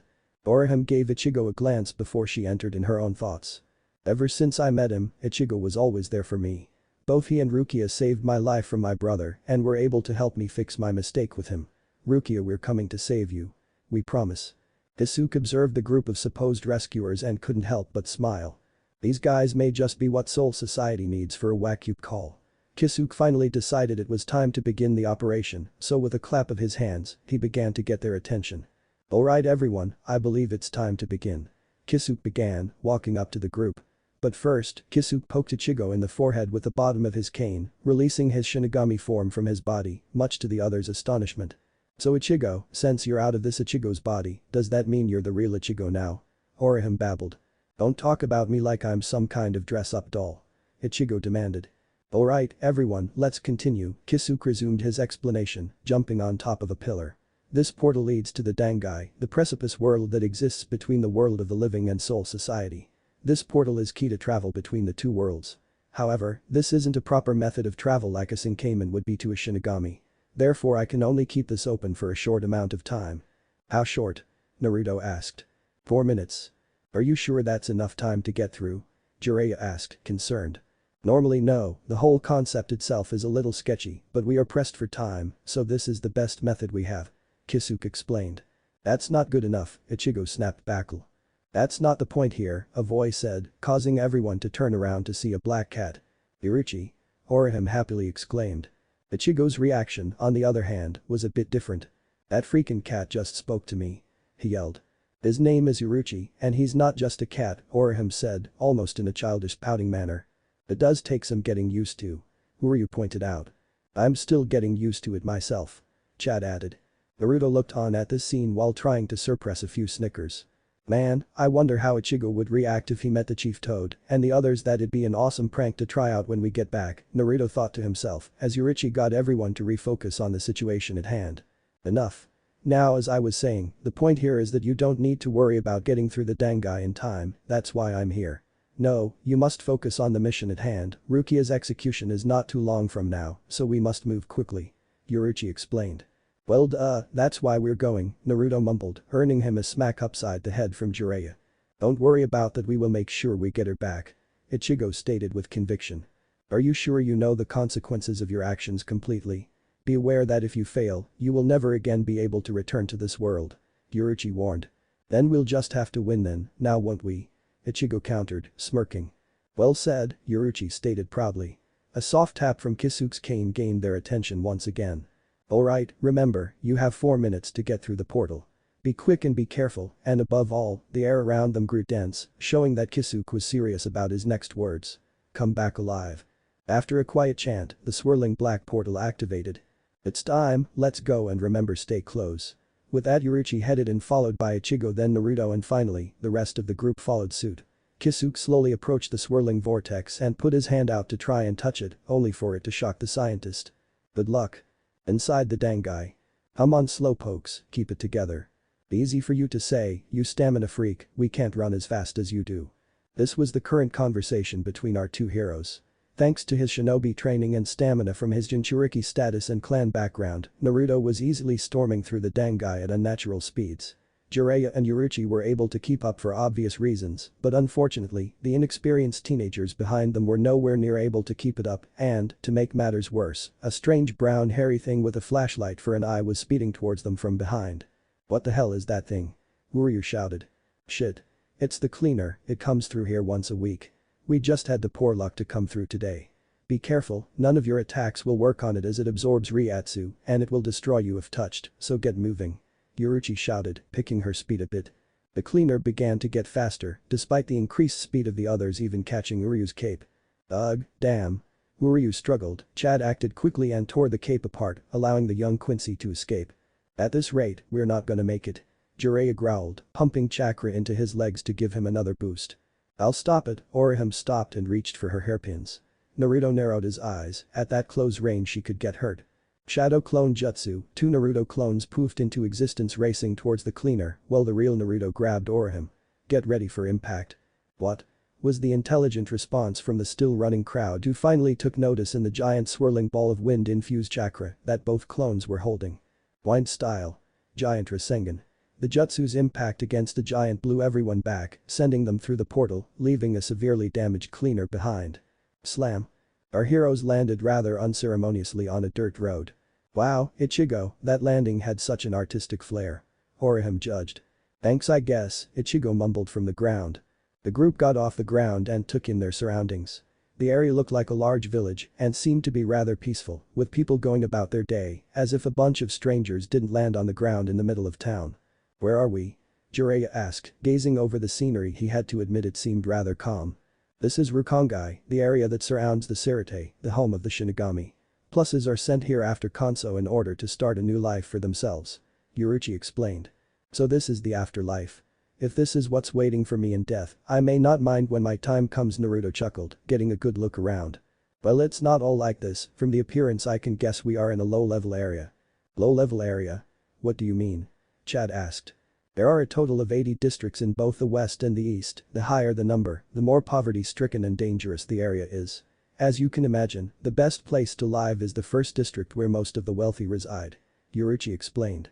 Okay so that explains this place, but what about the Sirite? Uryu asked. The Sirite is located right in the middle of all the districts, Yuruchi began pointing her paw in the direction of the area, which looked to be surrounded by large palaces. And it seems that we had the luck of landing rather close to it. So let's think of a plan and hey Ichigo where are you going? Ichigo wasn't listening and kept running toward the area where Rukia was being held prisoner and he wouldn't miss his chance to get to her. However, it seemed that some great deity out there just loved to make his job all the more difficult. What the hell? He muttered. Suddenly a giant figure slammed into the ground, blocking Ichigo's path. What's this? Someone trying to enter the Sirite without proper escort? The figure turned out to be a giant man in a custom one-sleeved Shinigami robes. He was wearing a small red hat and wielded a giant axe. Now you have to face me if you hope to get beyond this gate. The guardian of the gate, Jidanbo. He's huge. Naruto nearly shouted gazing at the man. Just perfect, Yuruchi muttered, if we're going to have any hope here, we need to work together. Jidanbo is known to have never lost a battle and he must be taken out if we have any hope of progress. No, Naruto stated. What? Yuruchi looked miffed at her plan being dismissed by the blonde. Ichigo's got this, let him fight on his own. Naruto said. How are you so sure? Orihime asked curiously, making Naruto smirk. Because I trained with him. Sure enough, Ichigo easily dominated Jidanbo, blocking his axe strikes with Zangetsu before delivering his own attack, breaking his first axe. Jidanbo began to cry at losing his precious weapon, causing the surrounding audience to face fault. The now gentle giant praised the young Shinigami for defeating him and began opening the gate for them. However, a new voice stopped the big man in his tracks. "Oh, no, no, what's this? The gate isn't supposed to be open to intruders." A lavender-haired man in Shinigami robes and a sleeveless white haori. What got everyone shuddering more so, the two shinobi, was the man's squinted eyes and almost mocking grin plastered on his pale face. "Ichimaru Jin, captain of the 3rd Division. I didn't expect him to be here, we must retreat for now. None of you are ready to face a captain," Yoruichi said. Meanwhile, said captain seemed to not notice the black cat, his sights on the giant. "The gate is not supposed to be opened," Ichimaru said, his tone sounded rather sarcastic and mocking just like his smile. Without warning, Jidanbo shouted in pain as his right arm was removed from his body. The giant kneeled and nearly lost his grip on the wall. "But I lost, as a guardian of the gate it is my duty to open it after I am defeated," Jidanbo tried to reason. "Oh?" Ichimaru slowly unsheathed a small dagger. "Who told you that? If the guardian is defeated then he dies." Before Ichimaru could follow up on his threat, a pair of shuriken intercepted him, making the creepy man jump back a bit. "What are you doing, Naruto?" "I got this," Ichigo said. "Sorry, Strawberry, but you already had your fun, it's my turn now." Naruto reached for his zanpakuto and rushed Ichimaru just as the captain recovered his wits. "Cut them down, Shinku no Hade." Naruto threw his right kunai towards the grinning captain. Ichimaru leaned his head, letting the kunai pass him. Naruto smirked as he disappeared in a gust of wind. But the Ichimaru felt a knee meet his neck. The sarcastic captain skidded across the unforgiving ground. However, with a backflip he easily recovered. Ichimaru gave Naruto a foxy grin, feeling that it was interesting that one so young was able to catch him off guard. "Odd zanpakuto you got there," Ichimaru commented. "You're one to talk with that dingy butter knife of yours," Naruto retorted, spinning his right kunai in his finger. "Oh, how hurtful, you seem to have made him upset." Ichimaru pointed the tip of his blade at Naruto. He didn't like that butter knife comment, but hey, don't take my word for it. Shoot to kill, Shinso. Without warning, Ichimaru's zanpakuto lengthened at an incredibly fast pace. Naruto was caught off guard by the sudden attack and felt the blade go through his stomach. It would have gone through Jidanbo too had it not been for Orihime putting a barrier between the two, so the former was only pushed back. Unfortunately, this meant that the gate was closing. Bye-bye, Ichimaru waved at the group just as the gate closed. Meanwhile, the rest of the group were checking over Naruto's injuries. "Naruto, are you alright?" Orihime asked, concern evident in her voice. Don't worry, I'm a fast healer. Just give me a couple minutes." True to his word, Naruto's wound healed over within a few minutes. The blonde shinobi let his eyes gaze across the group to make sure everyone was okay. That's when he noticed something was missing. A certain pervert was nowhere to be found. "Eyes, where the hell is my godfather?" Naruto's right eye twitched and his grip on Akuma no Kase tightened when everyone was just as clueless as he was. "Hiro Sennin. With Jiraiya." Said pervert was currently atop one of the roofs in the Sirte, his eyes gazing across the area. He had taken his chance to infiltrate when Naruto began his fight with the 3rd Division captain. Jiraiya shook his head when he thought of his student. Honestly, he thought he taught him better when it came to infiltrating the enemy's base. He should have left a clone behind to fight while they entered the area. But it was too late for that now. It was time for his search to begin. The first thing to do is find information on Rukia's whereabouts or find a nice onsen, whichever comes first. With that thought, the self-proclaimed super pervert began his rescue mission. He just prayed that the kids will make it there safely. After all, there was no guarantee he would survive this little journey. Chapter 7. Jiraiya's eyes roamed the palace-like terrain that was the Sirte. The Sannin rubbed his temples. Things just got a hell of a lot more complicated. Here he was, alone, with no backup to speak of, in uncharted territory, with an army of Shinigami surrounding the entire area. And what made things even worse? There were no women to speak of as far as the eye could see. Oh, the horror. Jiraiya shook his head. Now was not the time for such thoughts. This was a rescue operation, and damn it, he needed to treat it like one. He turned his body around to face the lane filled with unconscious Shinigami that had an unfortunate run-in with the Toad Sennin. Jiraiya grabbed the first he saw by his collar and shook him awake, grinning when he heard the man groan. Who are you?" the Shinigami asked, making Jiraiya slap him. "I'm the one asking the questions here. Now tell me where Kichiki Rukia is being held and I promise no more harm will come to you," Jiraiya stated. "Why should I? You're just a Ryoka with no authority over me." The Shinigami smirked. "Kamamura Taicho will have your head, I guarantee." Jiraiya cut off the poor bastard with a chop to the neck, knocking him out cold. Jiraiya threw the man to the floor. an expression of minute anger evident on his face. Things were about to get much harder indeed. Naruto. What the hell? Naruto muttered as he and the others stared at the house of one Shibakukaku, or more specifically the sign being held up by two fists above the building, giving the building a bit of an intimidating if cheesy appearance. Oh, so it's a pair of fists now. Yuruchi stated. The others shared their own thoughts before they headed inside. Sorry, I felt the whole Kukaku thing was pointless because it's the same as canon. Besides, I know you just want to see Jiraiya fight. Jiraiya hopped from roof to roof. He had been doing so for the last few hours now, taking out random officers and interrogating them, only to get the whole Ryoka treatment before having to move on. It took hundreds of men before he found one whom he was able to crack after he finally decided to get a little more threatening during the interrogation. Thankfully, Jiraiya was well known for his interrogation skills back home for a reason. As Jiraiya slowly headed for Rukia's location, knocking out any and all Shinigami that he passed by before they could sound the alarm, he briefly pondered the information that he gathered from the guy who finally squealed. Okay, I'll tell you where Kichiki Rukia is being held. She's in the Senzakik, the tall white tower in the center of the Sirte. Why is whenever I'm looking for someone they always seem to be located right in the middle of an enemy stronghold? Jiraiya thought to himself before shaking off his thoughts. As he continued to jump from rooftop to rooftop, Jiraiya began to feel as if something was amiss, like a little voice in the back of his head was telling him to be on full alert. Whatever this feeling is, I may need to go all out to face it. Captain's meeting. A few hours later. I now call this captain's meeting to order. Captain Commander Yamamoto announced from his seat as the other captains stood in two rows going down between him. Now Ichimaru Taicho, you claimed to have encountered the Ryoka earlier today. Correct, Yamamoto Sateicho Ichimaru replied in his normal cheerful tone, despite the looks of disappointment he was getting from his peers. And you did not try to capture them? Soifun, captain of the 2nd Division and head of the Onimitsukido demanded. Now that's not really fair, those guys were strong, especially Blondie and Carrot Top. Ichimaru retorted, his tone clearly filled with sarcasm. Byakuya visibly blinked at this, the action was not missed by the other captains. But before Yamamoto could ask the 6th Division captain to identify the two, a loud announcement was heard. Ryoka are attempting to enter the Sirte. I repeat, Ryoka are attempting to enter the Sirte. The announcement caused the captains to scramble for the exit. As he was leaving, however, Hitsugaya Toshiro heard a conversation of interest between Ichimaru and 5th Division captain, Aizen Sasuke. Saved by the emergency response system, how convenient. Aizen muttered as he stopped beside Ichimaru. Oh, whatever do you mean? Ichimaru responded. You know you won't get away with this. Aizen retorted. Why don't you come out and say it? You don't trust me. Ichimaru shot back. Just remember this, don't underestimate me, Jin. With that, the two captains walked off, leaving the youngest captain to ponder what he just heard. Naruto and company. Guys, keep the barrier together, we're almost through. Uryu shouted over the horrible noise the two barriers slamming into each other were making. Easy for you to say, you actually got control over this thing. Ichigo shot back.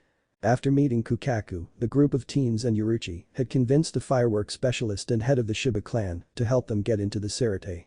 At first, the group had difficulty trying to get the woman to even consider the idea of her associating with a bunch of brats trying to play a rescuer.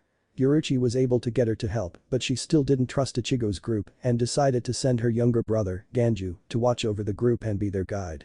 Ichigo had protested due to a previous encounter with Ganju in Rukongai, but was silenced by Kukaku and convinced by Ganju when he learned that his older brother had once been a Shinigami who was apparently killed by his comrades and, as a result of meeting Ichigo, wanted to see what it really meant to be a Shinigami, as he put it. The group had decided to use Kukaku's flower crane cannon to create enough force to bust through the Sirte barrier. However, both Ichigo and Naruto needed how to control their Riryoku enough to keep the barrier's power balanced, and considering how poorly Ichigo could control his power and how little experience Naruto had with using his own Riryoku, it was much needed practice. Eventually, they got enough control for the technique, and now we come to our current situation. Breaking through the barrier. Almost there, Naruto stated as he saw the barrier begin to strain. Boom. They did indeed get through, but the ball suddenly burst right before their eyes as they entered the Sirte, which resulted in the group getting trapped in massive vortex of wind. The teenagers were told to stay together if this was to happen, but they had not expected such a powerful force that was now keeping them apart. Acting on instinct, Naruto placed his hands in a cross seal. Haju Kage Bunshin no Jutsu, multiple shadow clone technique. Naruto shouted, creating 20 or so clones that were immediately destroyed by the force of the winds. Damn. Ryu was about to get pushed out of the barrier with Chad going after him, only to discover too late that the others weren't close enough to recover. Crap, we lost chat and Uryu. Ichigo shouted as he witnessed his comrades get thrown from the barrier and into the Sirte. AHH. Naruto and Ichigo turned and watched in horror as Orihime was getting pushed out. Damn, damn, damn. Naruto dived for the soft-spoken girl, despite the protests of Ichigo and Uruchi, knowing full well Orihime wouldn't stand a chance on her own. At that moment, the barrier exploded, sending the others in random directions, Ichigo with Ganju, who were both struggling against the force at which they were thrown, and Naruto, and an unconscious Orihime with Naruto using Kage Bunshin to cushion their fall. Jiraiya. Damn it, Jiraiya growled. He had witnessed the entire break-in, and he knew that the group had all gotten separated. The Sannin knew that Naruto would be okay, as the kid had enough infiltration experience to know how to keep a low profile in enemy territory. No, what worried him were the other kids. They seemed competent, sure, but they had never been in anything like this situation before. This was an army on par or even stronger than a shinobi village. They were in their terrain and had no idea how to navigate like a ninja.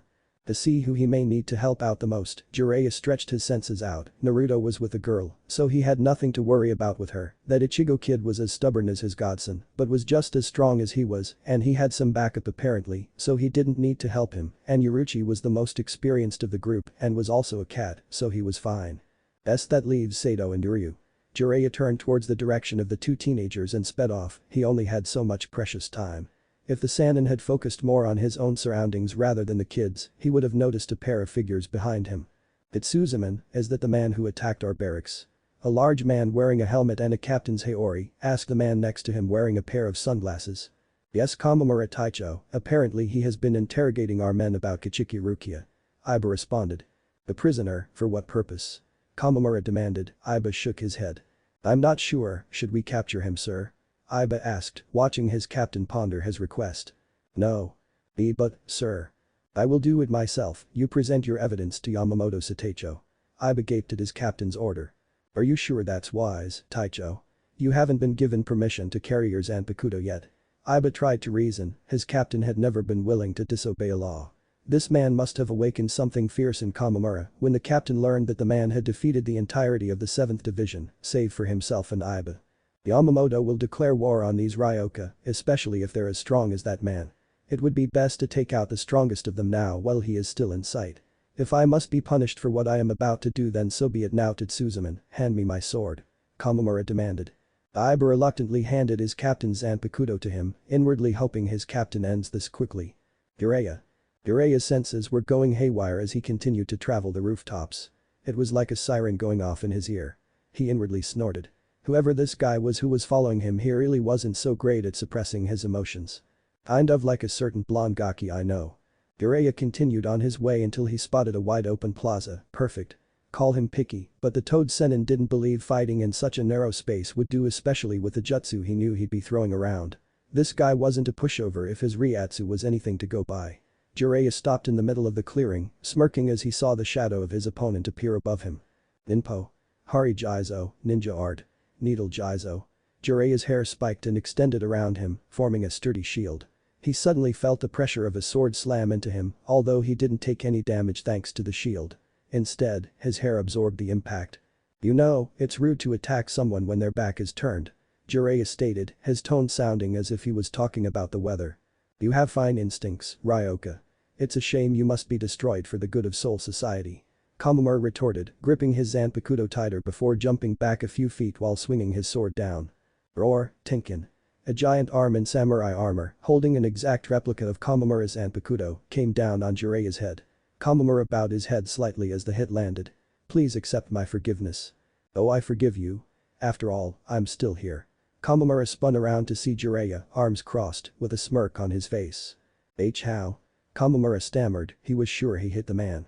Awarimi no Jutsu, substitution technique, a shinobi's best friend. Jiraiya announced in his usual eccentric voice. Now I think it's only fair if I introduced myself. Prepare yourself, Shinigami, for you are in the presence of the ultimate ladies' man, the Toad Sennin of Miyabakizan, one of the 3 legendary Sannin. Yes, it is I, the gallant shinobi, Jiraiya-sama. Kamamura gaped from behind his helmet. Was this man serious? Did he think the situation was all a big joke? The captain steeled himself. He would teach this man a lesson in humility. Well, Ryoka, despite the utter arrogance wafting off of your little introduction, I shall allow you to know my name, the name of the one who will destroy you. Jiraiya's expression immediately became serious when he felt the amount of Ryatsu Kamamura was releasing. I am the captain of the 7th Division, Kamamura Sajin, and your executioner. Looks like I will need to go all out after all. Jiraiya mused as he got into his taijutsu stance. Kamamura swung his sword, once again materializing the giant arm. Jiraiya expertly dodged each swing, though just barely. While the captain clearly had far more experience than the Sannin, that didn't mean Jiraiya was going to slow down at all, as the Toad Sage had more than enough experience to handle the Shinigami. Jiraiya jumped in the air to avoid a strike at his legs, speeding through hand seals as he was airborne. Taiten. Kakakyu no Jutsu, fire release. Grand fireball technique. Jiraiya shot a stream of fire at the momentarily stunned captain. Is that Kido? I've never seen anything like it. Kamamura thought, quickly lifting his free hand, gather Ryoryoku into it. Heido number 32. Shakuho, Way of Destruction number 32. Red Fire Cannon. Kamamura fired a ball of red energy to counter the fire jutsu. The collision caused both attacks to detonate on contact, however both fighters watched each other warily, waiting for the other to make the first move. Kamamura swung his sword again. Jiraiya had already begun hand seals when he caught the slightest movement from the captain. Oten. Doryuheki, Earth Release. Earth-style wall. A giant wall of earth grew from the ground, taking the impact of Kamamura's attack. To his shock, the captain discovered that the Sannin was no longer behind the wall. Taiten. Ryuka no Jutsu, fire release. Dragon fire technique. Jiraiya released a dragon of pure fire, aiming for the surprised captain. However, Kamamura was fast enough to dodge the attack, if only barely. But that was all Jiraiya needed to catch the captain off guard once again. Jiraiya shot through the fire, a ball of spiraling chakra in his hand, ready to take off the captain's head. A Sengen, spiraling sphere. Kamamura was too stunned by the quick and unexpected maneuver from his opponent that he couldn't fully dodge in time, and his helmet was smashed to pieces, and he himself was thrown backwards. Well, you're a fast one, aren't you, Kamamura Taicho? It seems that I underestimated you slightly due to your size. Jiraiya began, his voice casual, which was a stark contrast to the hardened look on his face. I don't wish to kill you. All I want is to reach Kichiki Rukia and stop this madness, so please stand aside. You think I would let you, an intruder, just walk right to where one of our prisoners is being held and free her? No, I don't think so. What Kichiki did went against the natural order of things. She will be dealt a proper punishment, as will you. Kamamura explained, picking himself up off the ground. Jiraiya's eye narrowed and he clenched his fist tightly. I don't know how things run here, but I don't believe giving up one's powers to a child who just wanted to protect his loved ones is a crime. Jiraiya retorted heatedly, what you're doing to that poor girl isn't justice, it's more of a crime than giving up her powers for Ichigo ever was. You dare question the law of Soul Society. Know your place, Ryoka, you have no right to question our decisions. Kamamura shouted, whirling around to a stunned Jiraiya to reveal a wolf-like face that caused Jiraiya to pause momentarily, but the Sannin was quick to gather his wits. So you're saying she should have just let herself, that child and his family to die just to uphold a damned rule? If that's so, then, the way I see it, I have every right to question your decisions, especially when that decision is more fucked up than the crime she's accused of. As far as I'm concerned, you're no better than those hollows if that's how you think, he said very sternly.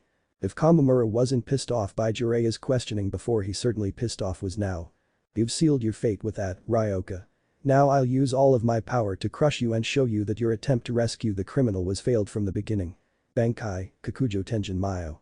Jiraiya gaped at the amount of Ryatsu coming off of the anthropomorphic wolf Shinigami, but that wasn't the part that made him sweat.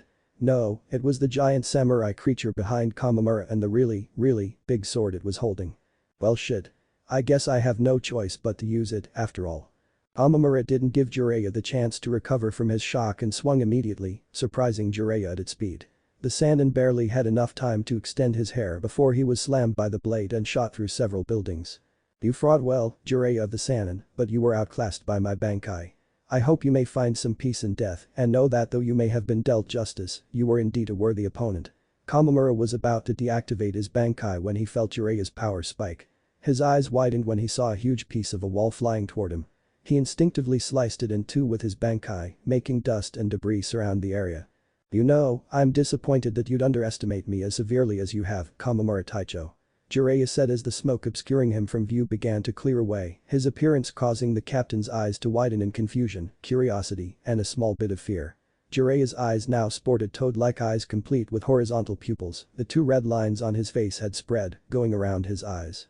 His nose was bulged a bit and now had warts, and he had also grown a goatee. But what struck Kamamura as odd were the two elderly toads on the Sennin's shoulders. What is this? Kamamura questioned, bringing his sword up to guard himself.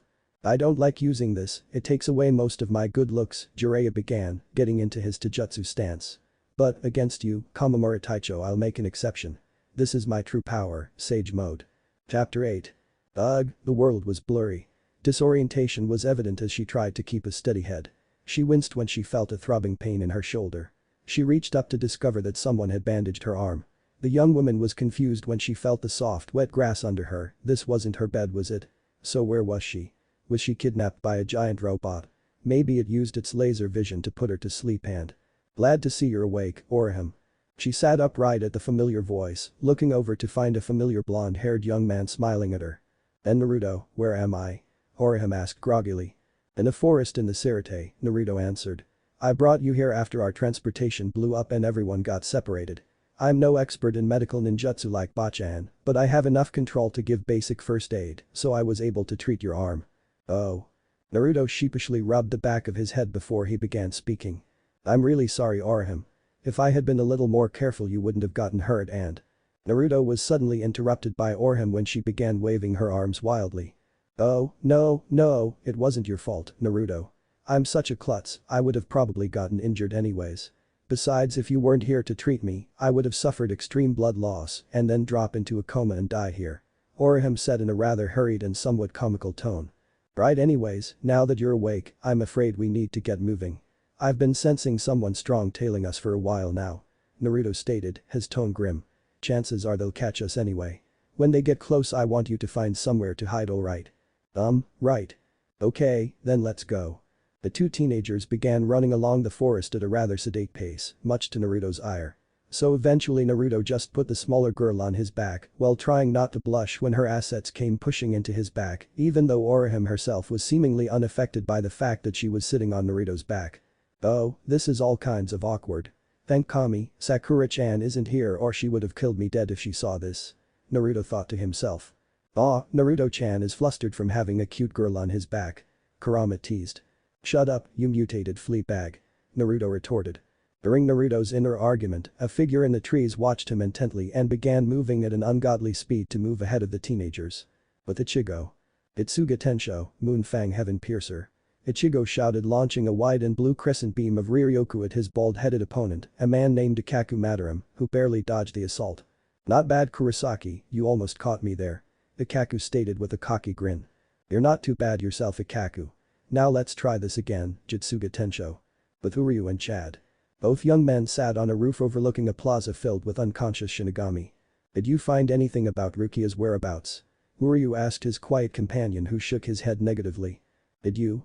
Chad asked. No, and I don't think they will tell us anything anyway. Uryu stated, let's keep moving. With Jiraiya. Hamamura continued to stare at Jiraiya in both shock and curiosity. He had never seen such a transformation before. This man had just changed his physical appearance from human to a more amphibian-like nature, and his power skyrocketed as well. Well, Kamamura Taicho, are you ready for round 2? Jiraiya asked while slipping into his stance for frog kumite. Your sage mode may look impressive, however, you shouldn't become overconfident. I haven't even begun to get serious yet. Kamamura stated. Then, let's continue. Jiraiya countered. Careful, Jiraiya-chan, this individual is like nothing you have fought before. Fukasaku, one of the elder toads, advised from Jiraiya's right shoulder. I can see why you had to call upon us for help. Keep a level head, Jiraiya-chan, and never lose focus. Shima, the second elder toad, advised from Jiraiya's left shoulder. Thank you, Pa, Jiraiya said in genuine gratitude. He knew very well that Kamamura was no pushover even with Sage Mode, he would need to stay on guard or he would very well lose his life. Meanwhile, the wolf Shinigami was watching the conversation with slight awe. Toads who understand human speech, could there be others like me? Noticing the captain's distraction, Jiraiya took his chance to strike. Pa, get ready, Senpo. Gomen, Sage Art. Gomen. Jiraiya, Shima and Fukasaku released a stream of fire, wind and oil from their mouths respectively, creating a giant wave of the three that went racing towards Kamamura. By this point, Kamamura had come back to his senses, seeing the giant wave of steaming hot oil racing towards him, he quickly thought of a countermeasure. The Kudo number 81. Denku, way of binding number 81. Splitting void. A transparent barrier formed in front of Kamamura, blocking the jutsu completely. Damn, Jiraiya cursed when he saw his jutsu had no effect. Looks like I'm going to have to use something stronger. The captain swung his sword downwards, which in turn made his Bankai swing its gigantic sword in unison. Jiraiya's enhanced speed allowed him to maneuver around the sword as it continuously tried to squish him like a bug. Jiraiya hopped on a roof, avoiding the last strike before Kamamura had to catch his breath. Jiraiya saw the opportunity and weaved through hand seals so fast that the captain saw only a blur. Taiten. Kakaku no Jutsu, Fire Release. Grand Fireball Technique. The Senjutsu enhanced fireball collided, not with the captain, but with the giant samurai he was controlling. Arg, Jiraiya smirked when he saw similar damage done to Kamamura, his abdominal area was completely burned. I see, so I was right. Whatever damage your Bankai sustains you take similar damage, and vice versa, am I right? Jiraiya's almost smug tone made Kamamura growl in frustration. I've underestimated this Ryoka immensely. I have no choice, the after effects will render me unconscious, but it will be by only chance. The wounded Shinigami stood at the ready, making Jiraiya stand on guard. You are powerful, Jiraiya-sen, that much is certain, however I cannot allow you to leave here alive. Kamamura's Ryatsu spiked. Jiraiya narrowed his toad-like eyes and began to gather chakra in his palm. Kamamura raised his left hand and did something Jiraiya didn't expect. He began to chant. Limit of the thousands hands, respectful hands, unable to touch the darkness. Shooting hands unable to reflect the blue sky. The road that basks in light, the wind that ignited the embers, time that gathers when both are together, there is no need to be hesitant, obey my orders. Light bullets, 8 bodies, 9 items, Book of Heaven, Disease Treasure, Great Wheel, Grey Fortress Tower. Aim far away, scatter brightly and cleanly when fired. Jiraiya-chan, you must hurry and create a counter. Fukasaku warned, however, Jiraiya was already a step ahead with a spinning ball of flaming chakra in his palm. Don't worry, I'm already on it. When I say leave you go, understand. Jiraiya shouted as he saw the pink beam surround Kamamura. Right. The toads answered in unison. Kamamura saw the whole sequence and figured now was the time to fire. Prepare yourself, Jiraiya-san, Hado number 91. Senju Koten Taiho, Way of Destruction number 91. Thousand Hand Bright Heaven Culling Spear. The pink spears melded together into a large pink beam of Ryoku that sped towards the Sannin who had just finished his jutsu. Yuta Kamamura Taicho, Senpo. Kaiten.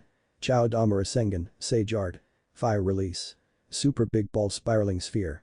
The blood-red spiraling ball of death surrounded by flames and larger than Jiraiya's body mass, slammed into the powerful Kido spell. The powerful techniques fought each other on even ground with neither warrior holding back. Electric sparks began to show, giving off the warning signal that both techniques were going haywire. Pa, leave now. Jiraiya shouted and both toads left immediately, a puff of smoke being the only sign that they were there at all. With the loss of the toads, Jiraiya dropped out of Sage mode and with it, he lost control of his jutsu. Boom. The resulting explosion sent both heavily damaged warriors in opposite directions, both slamming into several buildings before coming to a complete stop. Jiraiya's clothing was torn to shreds, the only thing that survived were his hit I-8 and his pants, even if they were singed. His body was full of lacerations and bruises, as well as a few broken bones. The 7th Division captain was in a similar state, burns littered his body, and patches of fur were clearly missing. Jiraiya felt hazy, his head was spinning, and he felt the urge to empty his stomach. He willed himself to his feet, limping his way toward the enemy who seemed to be unconscious, but he had to be sure. As he approached the downed captain, he noticed the steady sounds of his breathing, making him sigh in relief. So he's alive, good. I'd rather not have any bad blood with the dead. The Sannin mused. Why, you've beaten me. Jiraiya's eyes widened when he saw an angry Kamamura looking him in the eye. How dishonorable, defeated by our Ryoka. Jiraiya's eyes narrowed at the superior tone, it reminded him too much of his old relationship with Orochimaru. Look, neither me nor my team are here to start a war, we are only here to right a wrong. Kichiki Rukia's execution seems too out of place, I've read up on your laws before coming here and the punishment doesn't fit the crime. At worst she should have gotten a few months of imprisonment and yet she was sentenced to death. Use your head, Kamamura-san, something is out of place, is it not? What are you saying?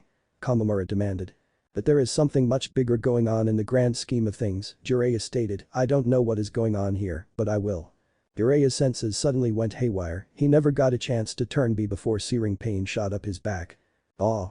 Jiraiya cried before falling to the ground unconscious, but not before catching a glimpse of his attacker's cold brown eyes. Aizen Taicho, Kamamura murmured as the 5th Division captain stood over him. However, he noticed something different in the man, his eyes did not have the warmth and kindness they normally displayed. Instead they appeared cold and amused, and the smile had shaped into a smug smirk. And to his shock, he noticed the Ryukyu gathering around Aizen's right hand which was targeting Kamamura himself. Aizen, what are you? Hado number 4. By Akurai, Way of Destruction number 4. Pale lightning. And Kamamura's vision went black. The next day. Captain's meeting. The remaining captains all stood in their 2 rows while pondering over the news they had received from Unohanaretsu, captain of the 4th division, just a few moments ago. Yamamoto visibly put pressure on his cane in anger. "I see," he said, his voice slightly gruffer than normal. "And how is Kamamura Taicho's condition? Will he be able to resume his duties soon?" Unohana bowed her head for a few moments before she began to speak. "Unfortunately, Kamamura Taicho is in critical condition, but I am confident he will make a full recovery. However, I believe he will not be able to return to active duty for a long while," she explained. "And the Ryoka?" the captain commander asked. "The Ryoka is awake. Although weak, he was able to answer a few questions for us. His answers, though vague, are quite interesting to say the least." "Interesting how?" Kuritsuchi Mayuri rudely interrupted. "I was getting to that," Unohana snapped, though by her tone you couldn't tell.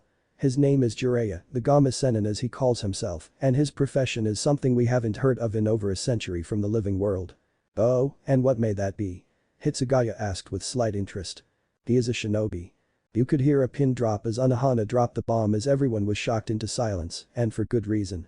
The shinobi world was a closed-off area guarded by the Spirit King himself, home to a powerful group of humans who, unlike the Quincy and others, numbered in the thousands and who often kept to their own lanes. So why would they leave their territory? "Shinobi?"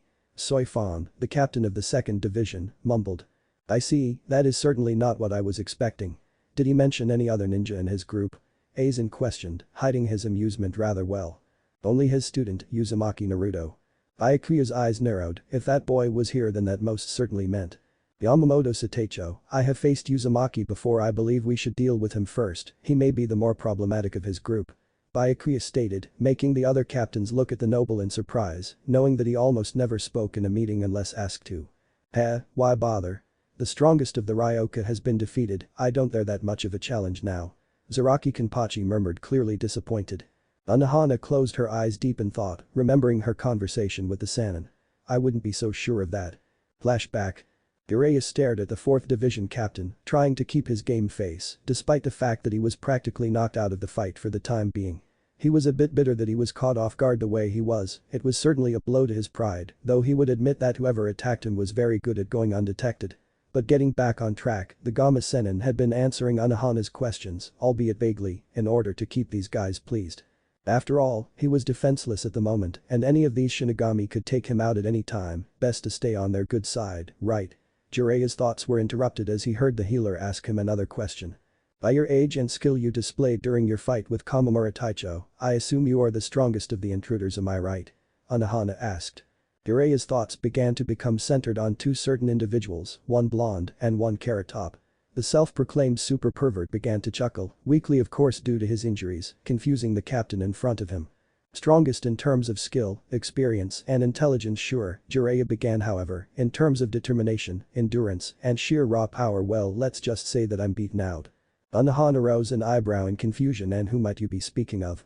"My student, Uzumaki Naruto, a boy who has the guts and determination to never give up. His will of fire burns brighter than any other shinobi I've met in a long time." Jiraiya chuckled, and to top it off, he has the uncanny ability to inspire and befriend even his most deadly enemies. The 4th division captain smiled. It seemed like this man cared a great deal for the boy, if his praising was a testament to anything.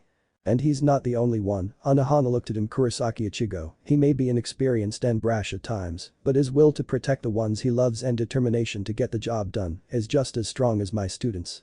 Unohana blinked in surprise, pondering what this man just told him. "Thank you, Jiraiya, I believe I'm done here. Please get some rest." Unohana didn't miss the serious look Jiraiya gave her and almost faltered when she heard him speak. "Don't underestimate those kids or you'll be in for a very rude awakening." Then flashback. Yamamoto pondered what he was just told.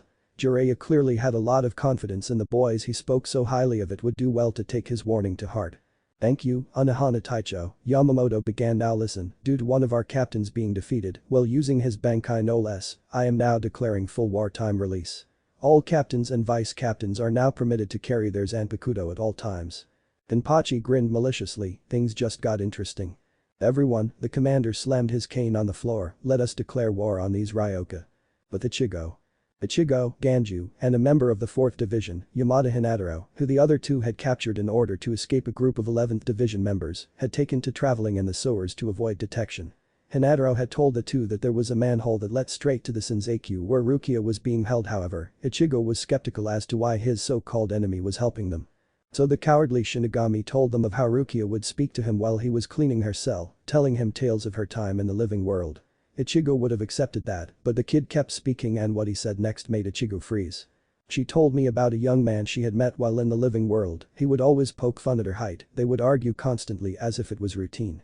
Despite all that, she felt as though she was able to open her heart for the first time, thanks to both him and his friends. Ichigo's eyes widened. One day, Rukia broke down and told me that despite all he did for her, she can do nothing about it now because he died, and it was her fault that the young man was killed. I've never seen her so broken until that day. Hinata gave Ichigo a pleading look. You're that young man, aren't you, Ichigo? Please save Rukia, she doesn't deserve such a cruel fate. Ichigo clenched his fists to the point they bled. She thought she was the guilty party. Damn it, midget, don't pin the blame on yourself. You changed my life for the better. You gave me the power to protect my family. Ichigo's Ryatsu began to slowly build despite the fact he wanted to remain undetected. Ichigo's face contorted in guilt, anger, but also in a greater determination as well. I promise you, Rukia, I won't let you die. I'll return the favor, tenfold. But Naruto. Naruto kept going through the forest casually, keeping his senses on alert in case of anything, while making sure not to drop Orihime whom he was carrying on his back. While Naruto and Orihime were trying to get out of the forest, a shadowy figure shot out of the trees wielding a tanto-like blade. Too bad for the would-be assassin that Naruto's instincts were on high alert, and the result ended up with the man being impaled in the head with a kunai, which killed him almost instantly. Naruto unsheathed his zanpakuto after setting Orihime down, who also got ready for battle. Okay, the rest of you flunkies should come out. I can smell the bloodlust in the air. Naruto shouted, which had the desired effect as he was suddenly surrounded by ninja-like men and women completely clothed in black, all ready to strike. Stand down, the warriors got out of their stances at the commanding tone. Naruto looked up to see a large man in a customized Shinigami uniform that signified his noble status. He was balding clearly and was stuffing his face similar to Choji, only with a smug expression on his face.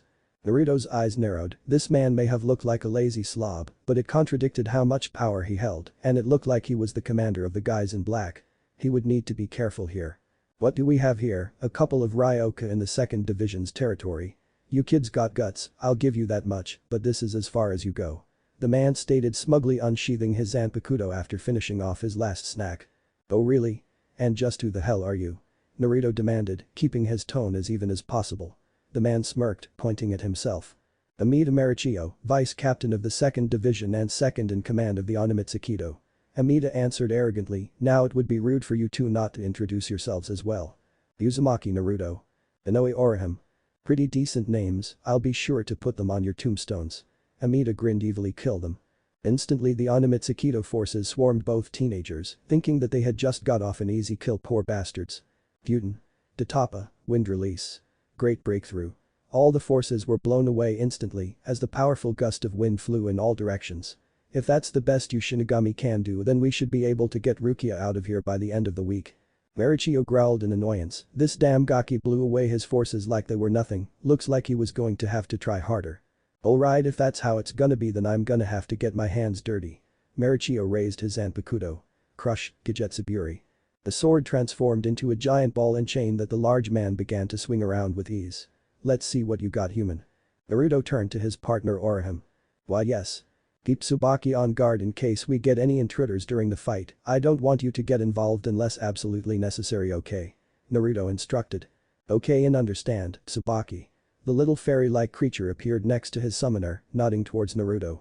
Alright then, let's get started. Naruto shrugged of his sleeveless coat, leaving him in only in his blood-red t-shirt. Cut them down, Shinku no Hade. Chapter 9. Crash. Naruto flipped backwards off the tree branch just as the giant wrecking ball that was Marichio's Shikai, just as it crashed through said branch. Up in the large trees, Orihime was having a difficult time with the multiple Onimitsukido attacking her, having to switch constantly between her attack and defensive shields to keep herself alive, which was straining her Ryoku output. I don't think I can keep this up. She thought in a panic. Then before she could react, one of the sharp blades pierced through her shield and embedded itself in her shoulder. Ahh. Orihime cried in pain. Naruto gnashed his teeth when he saw his partner in pain. He angrily launched one of his zanpakuto in the direction of his new love interest and used his wind variant Haration to appear in front of her assailant. Hei's no Yabakairan, Wind Blade Fury. The edge of Naruto's right kunai glowed white before launching a barrage of chakra blades at the Mitsukido member, cutting him severely. Marichio swung his giant spiked ball of his zanpakuto, slamming the distracted Naruto off the tree branch and to the ground below. Erg. Naruto grit his teeth in pain when he felt his left forearm snap upon contact with the heavy ball. Naruto. Orihime yelled. Don't worry, I've had worse happen to me, Naruto said, clenching his now broken arm, now unable to hold one of his zanpakuto. Just try to stay back, keep yourself safe. Alright, she responded uncertainly as she watched her new friend struggle to stand. The 2nd Division vice captain laughed mockingly at both teenagers, approaching them slowly while casually throwing the spiked ball up and down as if it was a basketball. You brats don't stand a chance against me, Marichio shunpoed in front of a startled Naruto and grabbed his face roughly. And guess what? Even if you somehow manage to beat me, you don't have a prayer against my captain. You might as well let me finish you here and save you both some pain and misery. Naruto's response was to spit angrily in the obese vice captain's face, catching him in the eye. You little brat. I'll rip you to pieces. Marichio shouted, rubbing his eye, giving Naruto the opening he needed. He hurriedly gathered chakra in his hand and shoved it into the arrogant Shinigami's gut. A Sengen, spiraling sphere. The fat bastard spun out uncontrollably and broke through several trees until he stopped in an open field unconscious. Both Naruto and Orihime looked on in disbelief. Did this guy really just lose with one attack? And a weak one at that. I put barely any power in that Rasengan. Naruto added mentally. Well, that was interesting. The red-headed beauty said. More like a complete waste of time. Naruto stated dryly, how the hell did he even make vice captain? Well, he did break your arm, so he's not totally pathetic. Orihime stated innocently. Naruto looked away in both anger and embarrassment and resealed Shinku no Hade. He then grabbed Orihime and shot back off into the trees, leaving an unconscious idiot behind, along with most of the Mitsukido, which was now unconscious, minus 50 or so members who Naruto had killed. Little did the two know that if they had stayed for a few more seconds, they would have caught the sight of a petite and stern-looking woman grabbing her vice captain and dragging him away back to their barracks. That blonde brat must be Uzumaki Naruto, interesting. I'll deal with him personally. He'll pay for making the Mitsukido look like a joke. Soifin thought angrily. But Uryu and Chad. The gentle giant of Mexican descent chucked the unconscious Shinigami casually in a random direction as he sighed in frustration. He and Uryu had been going around interrogating the non-seated officer that they had come across about Rukia, and so far they all had the same answer: we are not inclined to answer you, Ryoka scum. And every time their answer was met with either a fist or arrow. It was safe to say that both the boys were getting angry with these idiotic beings of the dead. Chad looked in the sky and noticed the sun was setting. They would have to find a place to hide out for the night. We should get moving, the later it gets the harder it'll be for us to navigate. Uryu said, getting Chad's attention. Right. The two teens ran along the roofs of the Sirite, being careful not to get caught by the patrolling Shinigami on the ground, who were headed to the decimated area the two were coming from. Once the area was clear, the two dropped down in order to find a place to stay the night. However, while trying to find somewhere to hide out, Uryu felt his senses go on high alert, and he wasn't one to not trust his instincts. His eyes searched the area. They were in a narrow corridor, and the fact that it was night didn't help his vision much. Suddenly, a long, pink, and fleshy rope with a sharp spear at the end shot out of the darkness. Look out! Uryu shouted, jumping to a roof for safety, while the unfortunate Chad was grazed on his left arm. Erg. Chad gritted his teeth as he felt the searing pain and an odd feeling of numbness shoot through his appendage. What's going on? My, you're an odd one. To be able to withstand my poison is quite a feat for a human. Chad and Uryu watched as a man with a captain's haori, a strange headpiece, and a huge amount of makeup over his body, approached them with a calculating and borderline psychotic gleam in his eye. Behind the man was a rather beautiful woman with purple hair and a braid, wearing a more provocative version of the Shinigami uniform, with a vice captain badge tied to her arm. Both young men were on edge, to think that both a captain and vice captain would confront them like this, and in the dead of night no less. To both of them, this was the worst case scenario, and now was not a matter of whether they would fight, but how they would survive. A tense silence ensued as the opposite parties began to stare each other down, Uryu and the captain keeping their sights on one another in particular. Who the hell are you? Uryu said, breaking the silence. The captain kept his creepy gaze on the young Quincy for a few seconds before a familiar gleam came into his eyes, making our heroes shudder. So it seems a Quincy is still alive, interesting. The captain deduced, rubbing his hands together like a mad scientist who just got a new subject to play with. A statement which couldn't be any more accurate. Unfortunately, I've already analyzed and dissected your species and abilities, so you are of no concern. The captain then set his sights on Chad, who was standing up shakily due to the poison still in his system. However, your friend over there is definitely not an ordinary human. I was watching you two fight off my division, and his ability to coat his arm in a liquid metal for combat is indeed on us. The captain was cut off from his ramblings by an arrow of Reishi grazing his cheek. Enough of your crap, now tell us who you are and what did you mean by dissected your species?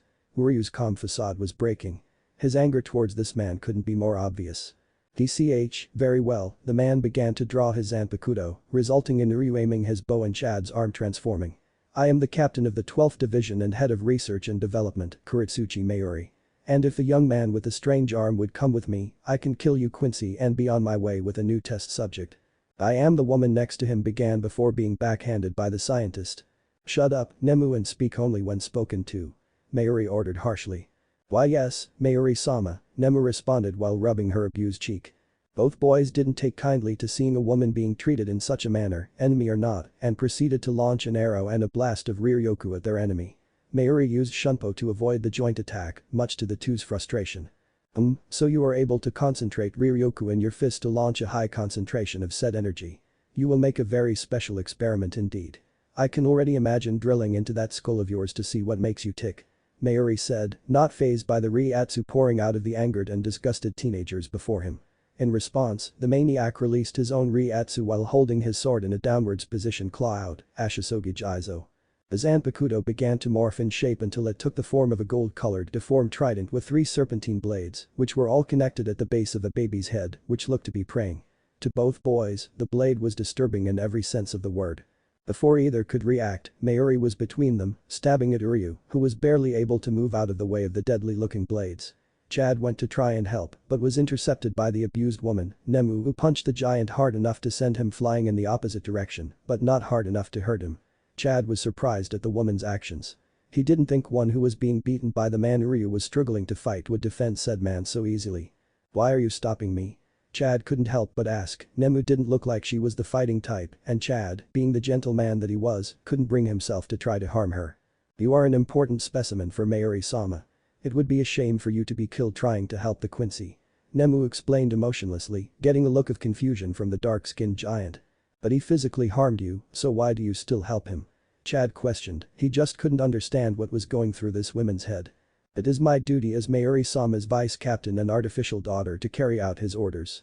Nemu answered. Artificial. Mayuri-sama created me using cells from his body. I am loyal only to him and besides, technically I cannot die as he can simply make me new again. Chad had to give it to the homicidal researcher, despite his disgusting and psychotic nature. He truly was a genius if Nemu was any testament. It doesn't matter whether you're artificial or not, you're still living and you shouldn't follow someone so blindly if they treat you like trash. Chad retorted in a cool tone. Regardless, I can't let you pass, Nemu said defiant. Why? Then I'm sorry. Before the purple-haired woman knew what happened, Chad struck her hard in the neck, effectively knocking her out before racing towards Uryu and Mayuri.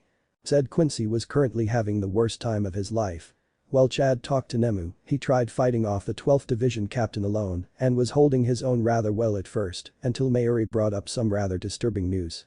It was revealed that this man was responsible for not only experimenting on man Quincy, but he had been the one to end the life of Uryu's grandfather, who was also his sensei. After that, Uryu's anger got the better of him, and that resulted in him getting ran through by the trident zanpakuto, and the blade's abilities didn't help the situation. Ashisogi Jizo was able to shut off neural receptors to the brain, which resulted in paralysis to the inflicted area, but on a more gruesome scale, the pain receptors are completely unaffected, which meant that the victim would be in pain while being unable to move. Mayuri towered over the paralyzed Uryu with a sick grin on his face, and his zanpakuto raised above his head. Well, I must say, you were far more interesting than the other Quincy I have dealt with. Too bad you have to die here. Uryu didn't have a look of anger or horror on his face, instead he was smirking. That's where you're wrong. Bang. The surprised captain was sent flying into the wall, courtesy of a very hard punch to the jaw from Chad. You won't be killing anyone today, the mostly gentle man stated il directo, one strike of the giant. The blast of green Riryoku slammed into the already downed captain, gathering debris around the area. Uryu stared at his friend in awe, that attack was the most concentrated he had seen of anything Chad had thrown so far. Chad, what exactly was that? Uryu asked. Would you believe me if I told you I just thought of it on the spot? Chad questioned. An awkward silence ensued. "You can't be serious." Before Chad could say anything else, a familiar cackle echoed throughout the area and both boys turned to see a shocking sight. Mayuri was walking towards them with only one arm and he didn't even look bothered or affected by that fact, he just continued to laugh maniacally. "What the hell is he?" was the mutual thought of the two teenagers. Mayuri paused for a second, glaring at both enemies before bringing his sword in front of him. Bankai, the baby's face on the blade opened both eyes and its mouth which began seeping purple gas. The surrounding area began to darken and quiver as the Ryatsu coming off the captain became denser. "What is this, Ban what? Who are you thought, trying to move to no avail?" "This is bad," Chad said, sweating his power is increasing even more than before. As Chad finished his sentence, a giant caterpillar with a golden baby head and arms wearing a red cape appeared behind Mayuri. The grotesque creature began seeping purple gas from its mouth and let out a loud whine as its master cackled in triumph. "Hanjiki Ashisogi Jizo. What the hell is that? I thought knowing the Zanpakuto's name released its full power." Uryu shouted in shock. "How naive of you, this is Bankai, every Zanpakuto has two release forms. The form you see now is the true power of my Zanpakuto and it will crush you," Mayuri announced as his Zanpakuto raced towards its enemy. Uryu looked down at his glove, pondering his next move with clear hesitance on his face. He glanced at Chad briefly before speaking. "Chad, I'm going to need a second, I have a way to win, but I'm going to need you to hold that thing off for now. Can you do that while I prepare?" Uryu asked. "Don't worry, I've got your back. Just hurry, my new attack won't be able to hold that thing off for long." With that said, Chad jumped in front of his friend, concentrating all of his power into his arm. El Directo, one strike of the giant. An even bigger blast than before shot out of his fist, covering the entire face of Mayuri's Bankai. Chad grit his teeth and dug his shoes into the ground while keeping his attack going. Unfortunately, it looked like the Zanpakuto was going to win the struggle. Chad's attack was beginning to shrink and the teen was beginning to become exhausted, but he still kept trying to keep the attack going. "You're wasting your time, boy," Mayuri said, seeing Chad struggle. "The power of a Bankai increases a Shinigami's power 10 times over, you can't win." The researcher's claim fell on deaf ears as Chad continued to pump out more power until something peculiar happened. Chad's arm began to change in shape, something the giant himself didn't notice as he was too focused on his current task, but Uryu noticed. First, it changed from its current form to a black and magenta color with a longer shoulder extension that was split into 3 sections. It then changed again to a type of arm shield briefly, making Chad's power strong enough to stop the approaching Bankai in its tracks. With the enemy stopped for the moment, Chad's arm returned to the previous state.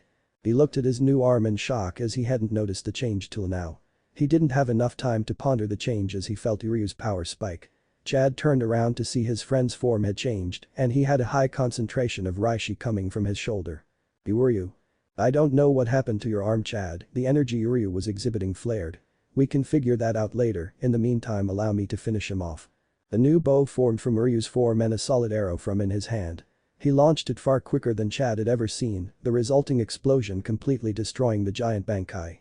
When the smoke cleared, Uryu and Chad were met with a very damaged Mayuri with a giant hole in his chest. "So what now?" Chad asked. "We finish high." Before Uryu could finish his sentence, Mayuri stabbed himself with his broken sword. The act shocked both teens who were about to scream about the guy doing himself in until they saw him turn into liquid. "I commend you both for being able to defeat me." The puddle that was Mayuri said in amusement. Uryu was prepared to launch another arrow until the puddle spoke again. "Don't bother, in this state I'm immune to damage and I can't damage you until my form is restored, so we can call it a draw for now. Better luck next time, Quincy." The puddle seamed through the wall, leaving both boys alone and angry. "Bastard," Uryu mumbled before falling to his knees as the familiar feeling of the poison returned. "Damn. Are you alright?" Chad asked, lifting his friend to his feet. "I'll be fine. We've got to keep moving," Uryu said, trying to hide his pain. "Wait." Both looked back to see Nemu holding a bottle. "Please take this. It's a cure to the poison in your system," Nemu stated. "Why are you helping us, better yet why should we trust you?" Uryu demanded with narrowed eyes. "Whether you use the cure is completely up to you. Consider it a thank you for not killing my father," Nemu said, handing the bottle to Chad who handed it to his friend. Uryu looked at the bottle for a moment before sighing and downing the entire bottle. "You shouldn't thank me. I was aiming for his head when I launched that arrow. If it weren't for the poison I would have succeeded." But that said, both boys began to walk away leaving a surprised Nemu behind. Later. Chad looked concerned as he saw Uryu's pale face. Ever since they defeated the 12th Division captain, the Quincy's powers were depleting rapidly to the point where he felt like a normal human. "Hey Chad," said Giant looked at the weakened Uryu. "Wouldn't it be hilarious if we rescued Rukia? I'm sure Ichigo would be pissed." "Yeah, that sounds like him," Chad said with a small chuckle as they approached the top of the staircase that led to Rukia's cell, having gotten the girl's location from Nemu who gave it to them just as they left her.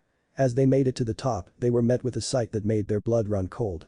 The purple-haired, dark-skinned captain with a visor over his eyes blocked their path.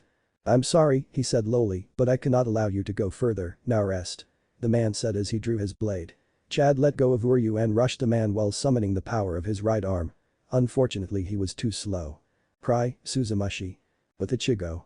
The Carrot Top hero stopped in his tracks as he felt both Chad's and Uryu's Ryatsu disappear. "Oh no," he said. "Ichigo, you okay?" Ganju asked when he noticed Ichigo's behavior.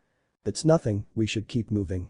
Ichigo's pace began to pick up a bit as he headed for the Senzakyu, never noticing the giant man with a sick grin staring down at him. Chapter 10. Ichigo continued to sprint along the narrow path leading towards the Senzakyu. After taking out Renji, with ease I might add, and promising the Redeed that he would save Rukia from her unfair fate, the Shinigami substitute wasted no time and rushing towards the White Tower. However, despite his steel will, Ichigo couldn't fight off his feeling of foreboding as he came closer to his destination and the bloodlust in the air became more and more prominent. Behind him, Ganju and Hinata were having similar feelings. "Ichigo," Ganju called. "What is it? Don't tell me you're quitting now." Ichigo began to complain. "No, you idiot. That said, my gut is saying we should turn back for now. Something just feels wrong here," Ganju said. Ichigo was about to give a particularly nasty retort at hearing this when he suddenly felt an intense amount of force slam into his shoulders, almost bringing him to his knees, while his two companions were forced to the ground. "This Ryatsu, it's suffocating," Ganju thought in panic. "And no, and not him," Hinata thought, the 4th division member visibly frightened upon recognizing this Ryatsu. Ichigo forced his head skyward to try and find the source of malevolence. He found it. On the roof was a man, tall and savage looking, he was clearly a captain if his ragged-looking Haori was anything to go by. His hair was up in spikes tipped with small bells, and he had an eye patch over his right eye. His most glaring feature would be the scar going along his patched eye and the bloodthirsty grin that spoke of insanity. "So I finally found you, Kurosaki Ichigo," the man said, staring down at the teen. "Who are you and how do you know who I am?" Ichigo demanded. The man grinned at the aggressiveness of Ichigo's demeanor. "Every captain of the Gate 13 has heard of you, kid, and my third seat spoke highly of you as well." Ichigo's scowl deepened as he sized up his latest and possibly most dangerous opponent up. "So that would make you Zaraki Kenpachi, captain of the 11th division," Ichigo stated, releasing Zangetsu from his bindings and taking a basic guard stance. "Observant aren't you? Ikaku spoke highly of your power so don't disappoint me." Kenpachi unsheathed a visibly damaged zanpakuto with rough and serrated edges due to its poor care. Ichigo screwed one eye shut when he heard an ear-piercing screech that nearly threw him off balance. "What the hell is that?" Ichigo shouted mentally. "It's his blade." Ichigo looked down at his zanpakuto with interest. "His zanpakuto is crying, I'd say due to mistreatment from its master if I had to guess," Zangetsu said. Ichigo grit his teeth with disgust at the very thought of such abuse. Both he and Naruto spent hours speaking with their spirits upon Naruto's suggestion to build a stronger bond between zanpakuto and master. They had both learned very quickly that his zanpakuto was not just a weapon, but a living being with genuine feelings and emotions. To see a supposed partner being treated like this, it made him want to puke. Kenpachi's eyes widened when he felt Ichigo's Riryoku spike immensely making the Sadamasichus laugh insanely. "Well you're a strong one huh? Alright kid let's have a battle to the death." Kenpachi laughed maniacally. "Your sword is crying, why is that?" Ichigo asked calmly as his power continued to rise. "Crying? Why would I care about something like that?" Kenpachi said with indifference. Ichigo's response was to rush the man and slash him across his chest, leaving a bloody gash, surprising his current enemy and exciting him. "You're a fool," Ichigo raised Zangetsu high above his head and channeled Riryoku to the blade. "You abuse your zanpakuto, your partner who has been with you for decades. Even those of lower rank have more respect for their swords, your third seat included." Kenpachi looked at Ichigo with a blank expression for what seemed like forever before finally speaking. "Partner?" The captain looked at his sword, "Are you fucking serious? A zanpakuto is nothing but a mere weapon, a weapon to fight and slaughter opponents." Ichigo swore he felt Zangetsu vibrate in what appeared to be anger, but he couldn't blame his partner. The Carrot Top wasn't faring much better when it came to controlling his increasing anger and disgust. "You sick bastard." Fine then, if you feel like you can fight me and my partner alone. Ichigo swung Zanjetsu, releasing a mighty Jutsuga that swallowed the captain in a bright light. Then prove it. Atop a roof that Kenpachi had jumped down from, a little pink-haired girl wearing a Shinigami uniform and a vice-captain badge on her arm was watching the battle with keen interest. En-chan is gonna have fun with him. Naruto. After the defeat of the 2nd Division vice-captain, Naruto and Orihime decided to take a small rest to replenish their reserves and to get back into hiding. The blonde shinobi wanted to get to Rukia's cell as fast as possible, especially since, according to Hade, Jiraiya had already been brought down and is now in the hands of the enemy.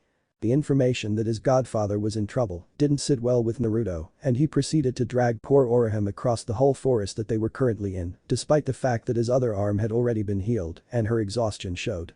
Orihime tried to keep on a brave front and continuously told Naruto that she was okay until she all but collapsed on top of the blonde. This led to Naruto setting up their current camp, and despite his calm exterior, the busty Rikid could tell that he was very anxious. She gave him a worried glance and a comforting hand on his shoulder. The touch jolted Naruto out of his inner turmoil and he gazed at the girl in front of him. Don't worry so much, I'm sure Jiraiya-sama will be okay. Orihime assured. Yeah, I know, but I can't help but worry about that old perv. He's the only family I still have. Naruto said solemnly. Orihime gave Naruto a small smile before she spoke. We'll win and we will rescue all of our friends, I know we will, she said reassuringly, to which Naruto sighed. Yeah, Naruto said before he turned to face Orihime and saw that her expression had turned a bit solemn as well. Before Naruto could question Orihime, however, his senses suddenly went haywire as the ninja, without warning, grabbed Orihime and jumped high into the trees, much to the girl's shock and surprise. Out of nowhere, multiple star-shaped blades pierced the spot where both teens had been resting. Naruto narrowed his eyes at the blades and pulled Orihime closer to him. Those aren't shuriken. The shape and density are off. Sure as hell are just as efficient. Naruto heard a condescending chuckle from the trees above, which was unmistakably female. Both teens caught the sight of a petite woman wearing a modified uniform, which looked to be meant for close combat, along with the captain's Haori. Despite her clearly beautiful and feminine appearance, her smirk and narrowed eyes made her out like a hunter who has caught her prey. You have incredible reflexes to be able to dodge my Ankin so easily. I guess the stories of you shinobi aren't exaggerated, after all. The woman said smugly. Naruto pushed Orihime behind him and slipped into his taijutsu stance while sizing up his opponent. Who are you? Naruto demanded, making the woman frown. It's common courtesy to state your own name before asking for someone to introduce themselves. She retorted. Don't give me that crap, I know you bastards have my godfather and he must have told you about me. So I'll ask you again, who the hell are you? Naruto demanded once more. Very well, Uzumaki Naruto, Naruto grunted in annoyance. I'm the 2nd Division captain and head of the Mitsukido, you may call me Soifin. Naruto narrowed his eyes when he heard Soifin's rank. He glanced at the red-haired girl behind him before turning back to his enemy. Orihime, leave, Naruto ordered, much to the girl's shock. What? But I can. No you can't, Naruto said, cutting her off. This woman is a captain, I'm gonna have to put all my focus on this fight. You being here might distract me and I don't need that now. But Naruto.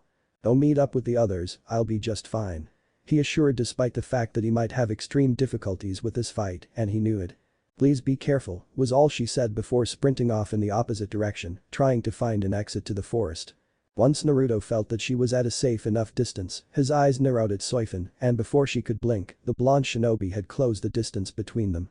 The captain barely had enough time to bring her guard up to block the sneak attack and growled in anger when she saw the smirk across the genin's face. Let's just cut the pleasantries and just go to the part where we beat the crap out of each other until we're bloody and broken. Soifin met his smirk with one of her own and pushed back against him, forcing them into a stalemate. Quick and to the point, it's too bad that we're enemies, otherwise I wouldn't mind having you on my squad. Soifin said. Sorry but I'll have to pass, I've already got an allegiance. Naruto retorted, pointing towards his headband. Did he? And the fight begun with both fighters trading various blows, sticking to hand-to-hand combat for the time being, and as the fight wore on, Naruto's inexperience began to show. For every punch to the gut, face, or chest he delivered, Soifin countered with double the amount of hits and added the occasional kick to the face. Eventually the two broke apart and injuries on both sides were apparent, with Soifin sporting a few scratches and bruises, along with a busted lip. Naruto got the worst of it as his coat was torn a bit and his face was bloody, plus his arms were extremely bruised. We just started and you're already severely injured. Soifin said while looking at the teenager who was breathing hard. I can't believe you were able to defeat my soldiers and vice captain. After I kill you I'm increasing their training regime, this is pathetic. Naruto just chuckled at her words as his wounds began healing before they were gone in a matter of seconds, much to Soifin's complete shock. Naruto's breathing returned to normal, and he casually cracked his neck while looking at the stunned captain with a cheesy grin on his face. How? Soifin stuttered in shock. Let's just say I'm not your average human. Naruto answered vaguely, not wanting to mention Kurama. Now I think I should start getting serious before I do end up getting myself killed.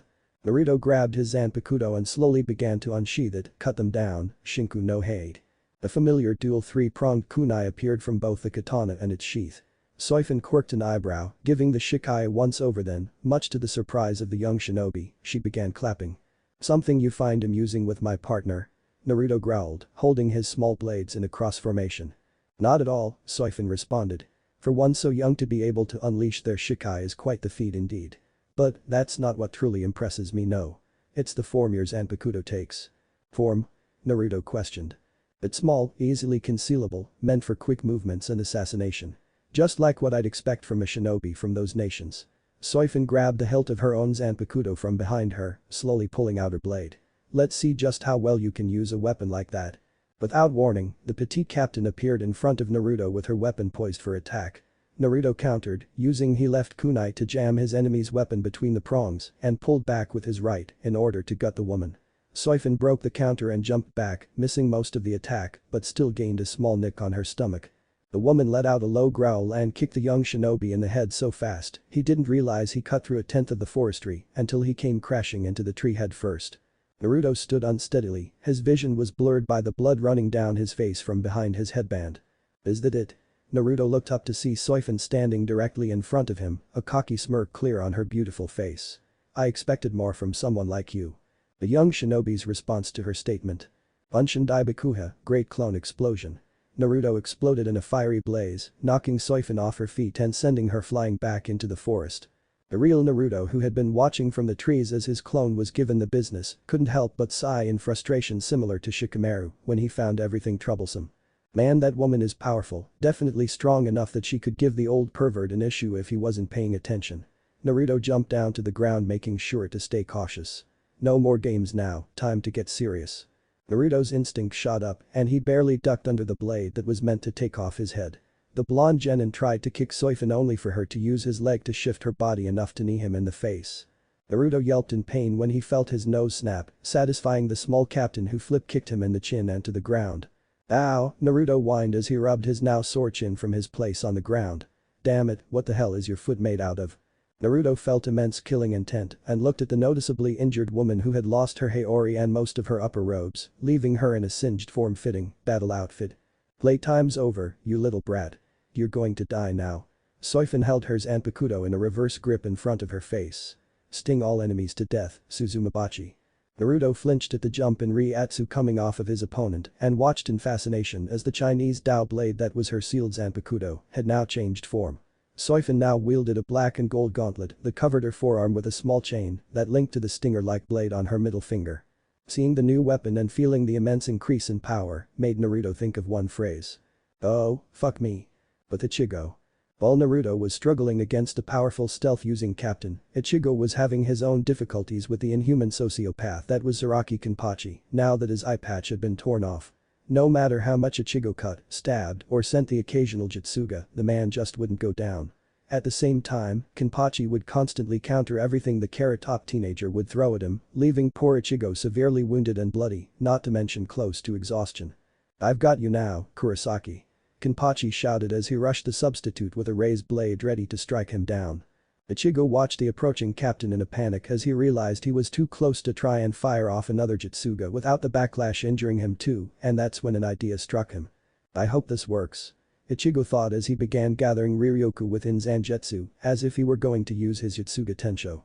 Instead, he kept the power within his sword and grabbed it by its tattered cloth and swung it like a flail while slowly releasing the power until Itsuga Tentate, Moonfang Shield. A vortex of Riryoku surrounded Ichigo as Kenpachi swung his sword. The impact had a surprising effect. Kenpachi was violently thrown back from the defensive maneuver, bouncing on the unforgiving ground before coming to a painful stop. That was an impressive move, Ichigo. I congratulate for being able to think on your feet so impressively. Zangetsu said. Thank you, Zangetsu, I appreciate the compliment. But it's not done yet, I think I'll have to use that technique to end it. Zangetsu narrowed his eyes at his master, which Ichigo tried to ignore and instead began to gather his power once again. You haven't mastered the control needed for it, this could damage you as well. Zangetsu warned. Maybe not yet, but Jiraiya thought it would be useful and I will trust the man's judgment. Ichigo stated, thinking back to his training. Flashback. Heya. Ichigo grunted as his blade collided with a three-pronged kunai that was Naruto's zanpakuto. Both boys have been training for the last few days in preparation for their trip into the Soul Society, and so far Ichigo was having trouble keeping up with the much more experienced blonde shinobi. I'm impressed, Ichigo, your growth rate is even higher than mine. I'm sure you can fight circles around what you were a week ago. Naruto said. Yeah, maybe so, but I'm still behind you in terms of skill. Ichigo said, looking a bit crestfallen at his current level of power. You shouldn't let that bother you, Ichigo. A new voice cut in, making both boys break away as they saw Jiraiya approaching them. Naruto's been fighting like this for a few years now. It's only natural that his skill level will be above yours. Jiraiya turned to his godson and pointed towards Kisuke, who had his zanpakuto released. Go train with Urahara for a bit, Gaki. I think I'll give Ichigo here some pointers. Sure, I guess. And with that Naruto was off. Jiraiya then turned to the confused carrot head with a smile. Now then, Ichigo, I want to test something with you. Jiraiya said. And that would be? Ichigo questioned with his usual scowl. I want to show you a jutsu of mine that I believe will do great in your arsenal. Jiraiya stated with a grin. This caught Ichigo off guard for a split second, weren't jutsu strictly meant for chakra users? How the hell would he be able to pull one off with just Riryoku? As if sensing the question that was about to leave the kid's mouth, the Toad-Sannin put his hand up, halting Ichigo. This is a special jutsu that I hold dear to me, it needs no hand seals, and Kisuke was intrigued by its use and wanted to see how you would fare in using it. I think it might be possible for you to learn even without any kai to make chakra, and I sent Naruto away to Kisuke for Riryoku training and a special technique that Kisuke thinks will do him some good. So I can put my focus all on you here. Jiraiya explained. Okay, but that doesn't explain how you plan to teach me this jutsu. Ichigo said, clearly irritated. Jiraiya sighed and reached into his pocket, throwing an object at Ichigo, who caught it easily. The water balloon. The scowling teen looked at Jiraiya as if he was the stupidest man on earth, while the Sannin just grinned at him. The first step is rotation. Then flashback. I wasn't able to fully master it yet, but I think I can put it to good use here. Ichigo's Riryoku became extremely dense as he continued to build his power, and a blue-white aura surrounded him. Kenpachi, who had recovered from Ichigo's last maneuver, grinned maliciously as he saw the boy's aura. That's right, kid, gather all that power and give me a good fight. I'll give you more than that, you psychotic bastard.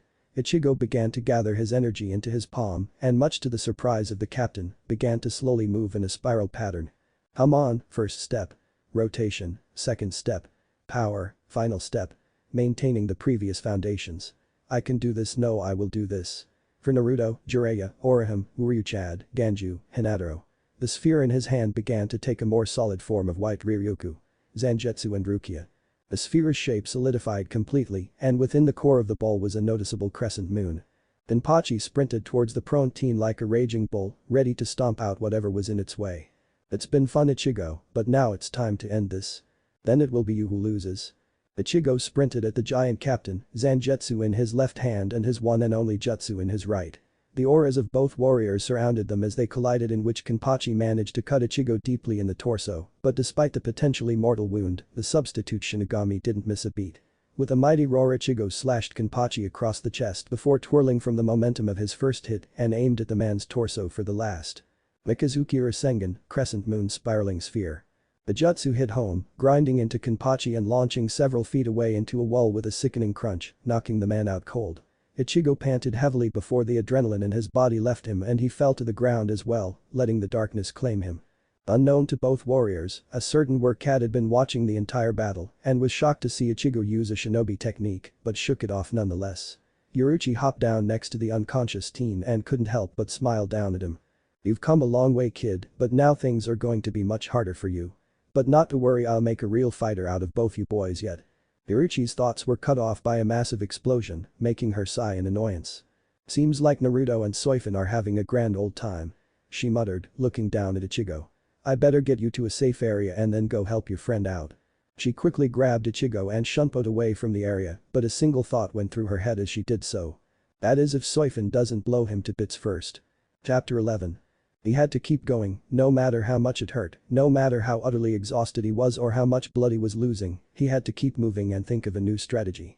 His vision was starting to blur and he was running low on chakra, but he couldn't stop lest the crazed captain finish the job that she had begun with her Shikai about 30 minutes ago. Man, this sucks, Naruto thought, frantically jumping from tree to tree while trying to keep himself hidden. Thank goodness for my reflexes, otherwise I would have been finished by now. The young shinobi was breathing heavily while holding his side, which had a noticeable butterfly mark over a nasty-looking gash. In fact, the same mark could be seen on multiple areas of his body, 3 on his right leg, 2 on his left, a reverse pattern on both arms, on his lower back, his cheek, and in the middle of his chest. Yes, thank goodness for reflexes indeed. After Soifin explained the ability of her zanpakuto, Nijeki Kasatsu, death in 2 steps, Naruto was quick to begin the game of cat and mouse that Soifin had set up, dodging as many strikes as he could and praying that he didn't get hit twice in the same area. For a while, he was able to keep pace and expertly dodge most of her strikes. But as time wore on, the young shinobi's inexperience began to show and he was struck in various areas, much to his enemy's delight. It got to a point where Naruto didn't want to risk close combat with his much smaller zanpakuto and began to retreat and think up a better strategy. However, Soifin was far too persistent as any assassin should be. "Got you." Crap. Naruto's injuries kept him from being quick enough to dodge and he took another stab to the back. Damn it, Naruto spat blood as he fell out of the trees and onto the dirt ground below. "I'll say this much, you're a slippery brat, that much is certain." Soifin said, her usual scowl still present as she began to slowly approach the winded blonde ninja. "It's too bad you will likely be executed again as a soul after I kill you here. No need for an enemy like yourself to enjoy your afterlife in your present state. Such a waste it is, talent like yours is rare especially for one so young." Naruto said nothing as he was using most of his effort to try and stay conscious rather than listen to the arrogant beauty babble. "I can't win like this, I need more power and I need it now." Naruto grit his teeth as he tried to sit up while watching Soifin continue to approach him slowly, still talking. "Need my help, do you? Kurama. Don't use that name, I haven't given you the right to call me that, brat. It's your name so I'm gonna use it, fuzzy." Fine, do what you want, I don't have time for these petty arguments. We will both die if you don't use my power now. How do I know this isn't a trick to possess me again? I will not allow that, Naruto. Hayate stated, making Naruto jump in surprise. Now that I am awake I can monitor Kurama and make sure he does not send his consciousness through his chakra. However, this will not matter if you go beyond your current limit of control, so do be careful. Naruto gave a mental nod towards his spirit as Kurama's chakra began to steadily flow into his system. At the same moment, Soifin took off in a sprint ready to finish off the young shinobi. "Now you die, Ryoka scum." She shouted as she came upon Naruto and thrust her stinger forward in order to stab the butterfly mark on his chest. "Not happening." The assassin's eyes widened at the deeper and slightly inhuman voice that came from Naruto. Her slip of concentration was enough for the blonde ninja to grab the captain's wrist just as the stinger made contact with a red energy cloak. What's going on? Soifin looked up at the taller boy and let out a gasp of surprise and slight fear as she gazed into the boy's eyes, no longer the oceanic blue she saw before.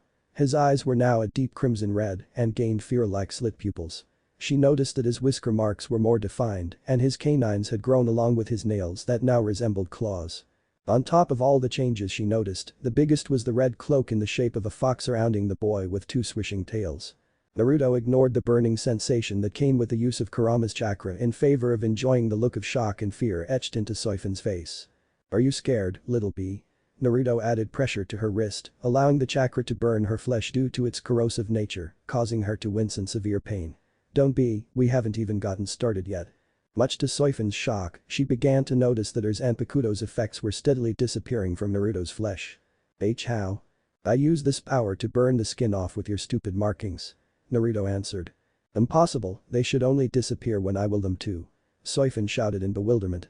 "You obviously have never faced a Jinchuriki, impossible isn't exactly part of our vocabulary." Naruto glared at the arrogant assassin before instantly willing a Rasengan to appear. "Now, let's get started." Soifin, upon hearing the word Jinchuriki, felt her eyes widen in horror, knowing full well what that word is. A Jinchuriki, he's a shinobi with one of the 9 biju sealed within him. And which biju is it? Fuck, this is bad, I have to. She never got to finish her thought as Naruto shoved his attack into her abdomen, causing the area to explode. Round 2 had begun. Ichigo. Ichigo was hurting all over. He cursed the psycho who put him in this pain with every fiber of his being. He noticed that he wasn't still bleeding profusely, good. He was no longer outside, but instead appeared to be in a hideout of some sort, which was better than being out in the open for any random Shinigami to take him out. But the question that plagued him still remained running rampant in his head. Just where in the hell was he? So you have awoken, that's good, I thought you would take longer. Ichigo turned his head, with effort, to face the familiar black cat who had spoken to him. You are quite the stubborn one, Ichigo. Ichigo muttered weakly while trying to sit up, only to grunt in pain, while his bandages wrapped around his torso became soaked with blood. Damn it. Careful, you idiot. Yoruichi cried, noticing the reopened wound. You haven't fully recovered yet and were almost cut in half, you need rest. Ichigo reluctantly laid back down while the cat lady went past him in order to fetch something, he assumed anyway. In fact, if I weren't for this thing, we may not be talking right now. Ichigo's eyes widened when he noticed a broken white mask, reminiscent of a hollow's mask in Yoruichi's paw. This mask absorbed most of the impact when Zaraki struck you. I found it in your clothing. Yoruichi said. How's that possible? Last I remember Hinata threw that thing in the sewer system right after my fight with Renji. So how the hell was it on me? Ichigo had taken the mask away from the cat to examine it, not noticing the piercing gaze Yoruichi was giving it. Well, I did consider it a good luck charm, I guess I'll hang on to it now. Ichigo, give that mask to me. Yoruichi ordered. Ichigo clearly wanted to protest and opened his mouth to do so. Now. Why yes sir, Ichigo stuttered, handing over the mask. I could be wrong, but it's better to be safe than sorry. The former captain thought. So how did I get here anyway? Ichigo asked, cutting Yoruichi out of her musings. That's a stupid question, I carried you of course. But you're a cat, I doubt I'm light enough for you to carry. Oh, that's right, you've never seen my true form have you? Well, I guess there's no reason to skip it hidden anymore. Yoruichi began to glow, blinding the young Carrot Top. When the light died down, Ichigo was treated to the sight of a naked dark-skinned woman with long purple hair, curvaceous figure, and a rack that would make Jiraiya glare at Ichigo in envy. So obviously, Ichigo would have the reaction any normal male would have when seeing such a wonderful sight that was a nude woman. What the hell? You're a girl. And you're naked. Would we please put some clothes on? Scratch that, this was Ichigo after all. Yoruichi smiled in amusement at Ichigo's reaction as she began to dress herself in her normal clothing. Well, this is a surprise. I would have thought a healthy young man like you would have seen a naked woman before. She mused. Shut up, I'm not like that. Ichigo muttered, keeping his head turned away from the woman lest he be teased even more. Yoruichi grinned at this and was about to tease Ichigo again, but was cut off by a loud explosion in the distance. What the hell was that? Ichigo exclaimed, getting to his feet despite his injuries. No question, that's definitely Soifin and Naruto. The former captain stated, turning to Ichigo who looked ready to rush to his friend's aid. You stay here and rest. I'll go get Naruto out of there before he gets himself killed. But that said, she vanished with a shunpo, leaving a rather miffed substitute behind. Naruto. This is ridiculous. All I can do is dodge. And dodge she did, over and over again.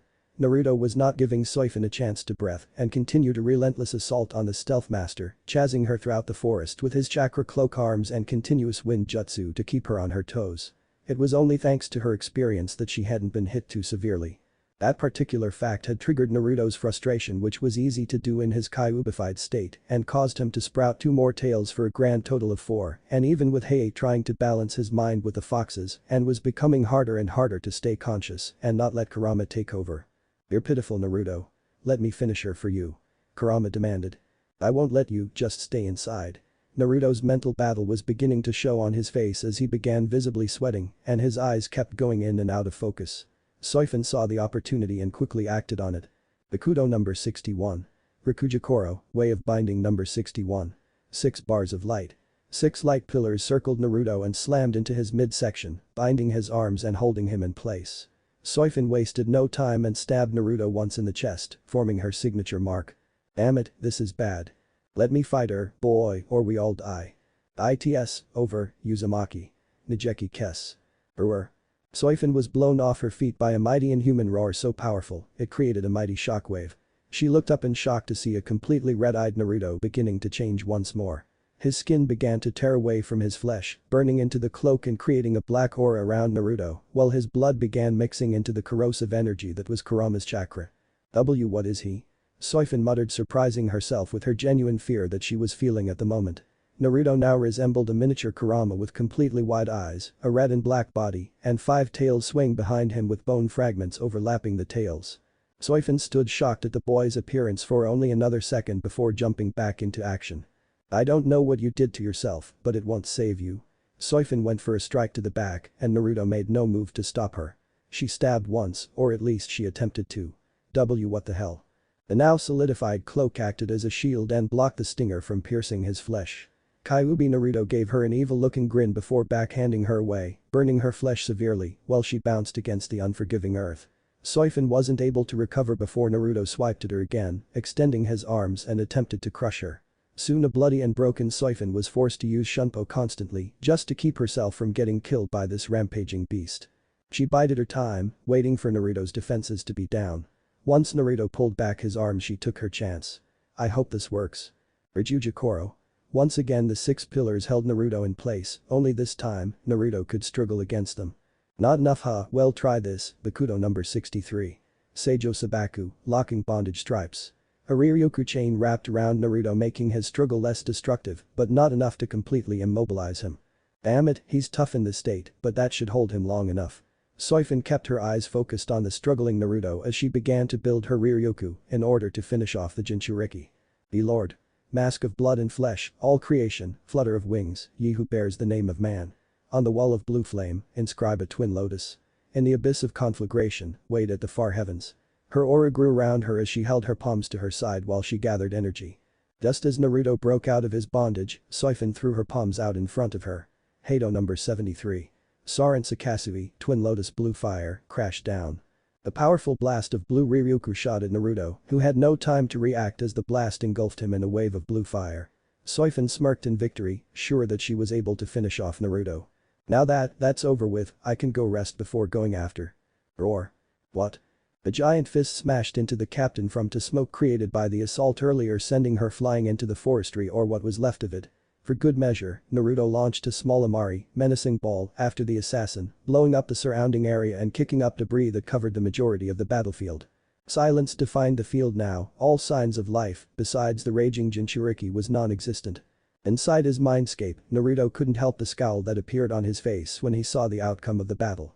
His zanpakuto was able to keep him conscious but unable to keep Kurama's influence from taking over his master's body. So both Hayate and Naruto were forced to watch the display, with neither being pleased after watching the Biju's brutality. That was unnecessary, Kurama. Hayate said with disdain clear in his voice. The giant fox scoffed at his roommate, then turned to his host. She was the enemy and she threatened us. I don't care for your purpose of coming to the Soul Society, but it was a stupid idea. Despite your choice, I won't allow us to be destroyed because of your mistakes. I did what was necessary, no more no less. Naruto sighed in annoyance while scratching his head. I guess you have a point, but I'd rather keep the deaths here to a minimum. The last thing I need is to start a war between the shinobi and shinigami if these guys wanted retribution for killing one of their captain, if the deaths of the psychos isn't already reason enough. Kurama gave Naruto a grunt, showing that he understood, although whether he cared or not was debatable. Fine, whatever, I've had my fill for today, you're back in control. Go away and don't bother me for a while, brat. Naruto paused for a moment before gaping at the giant fox. Wait, I thought you wanted control so you could be free. What's with the sudden change of heart? It's because of me. Naruto turned to see Hayate leaning against the cage that held Kurama with a smirk on his face, arms crossed. As long as I'm around, he can never have full control over your body or escape because I can simply push him back with my power whenever I need to. The young shinobi gave his zanpakuto a deadpan stare.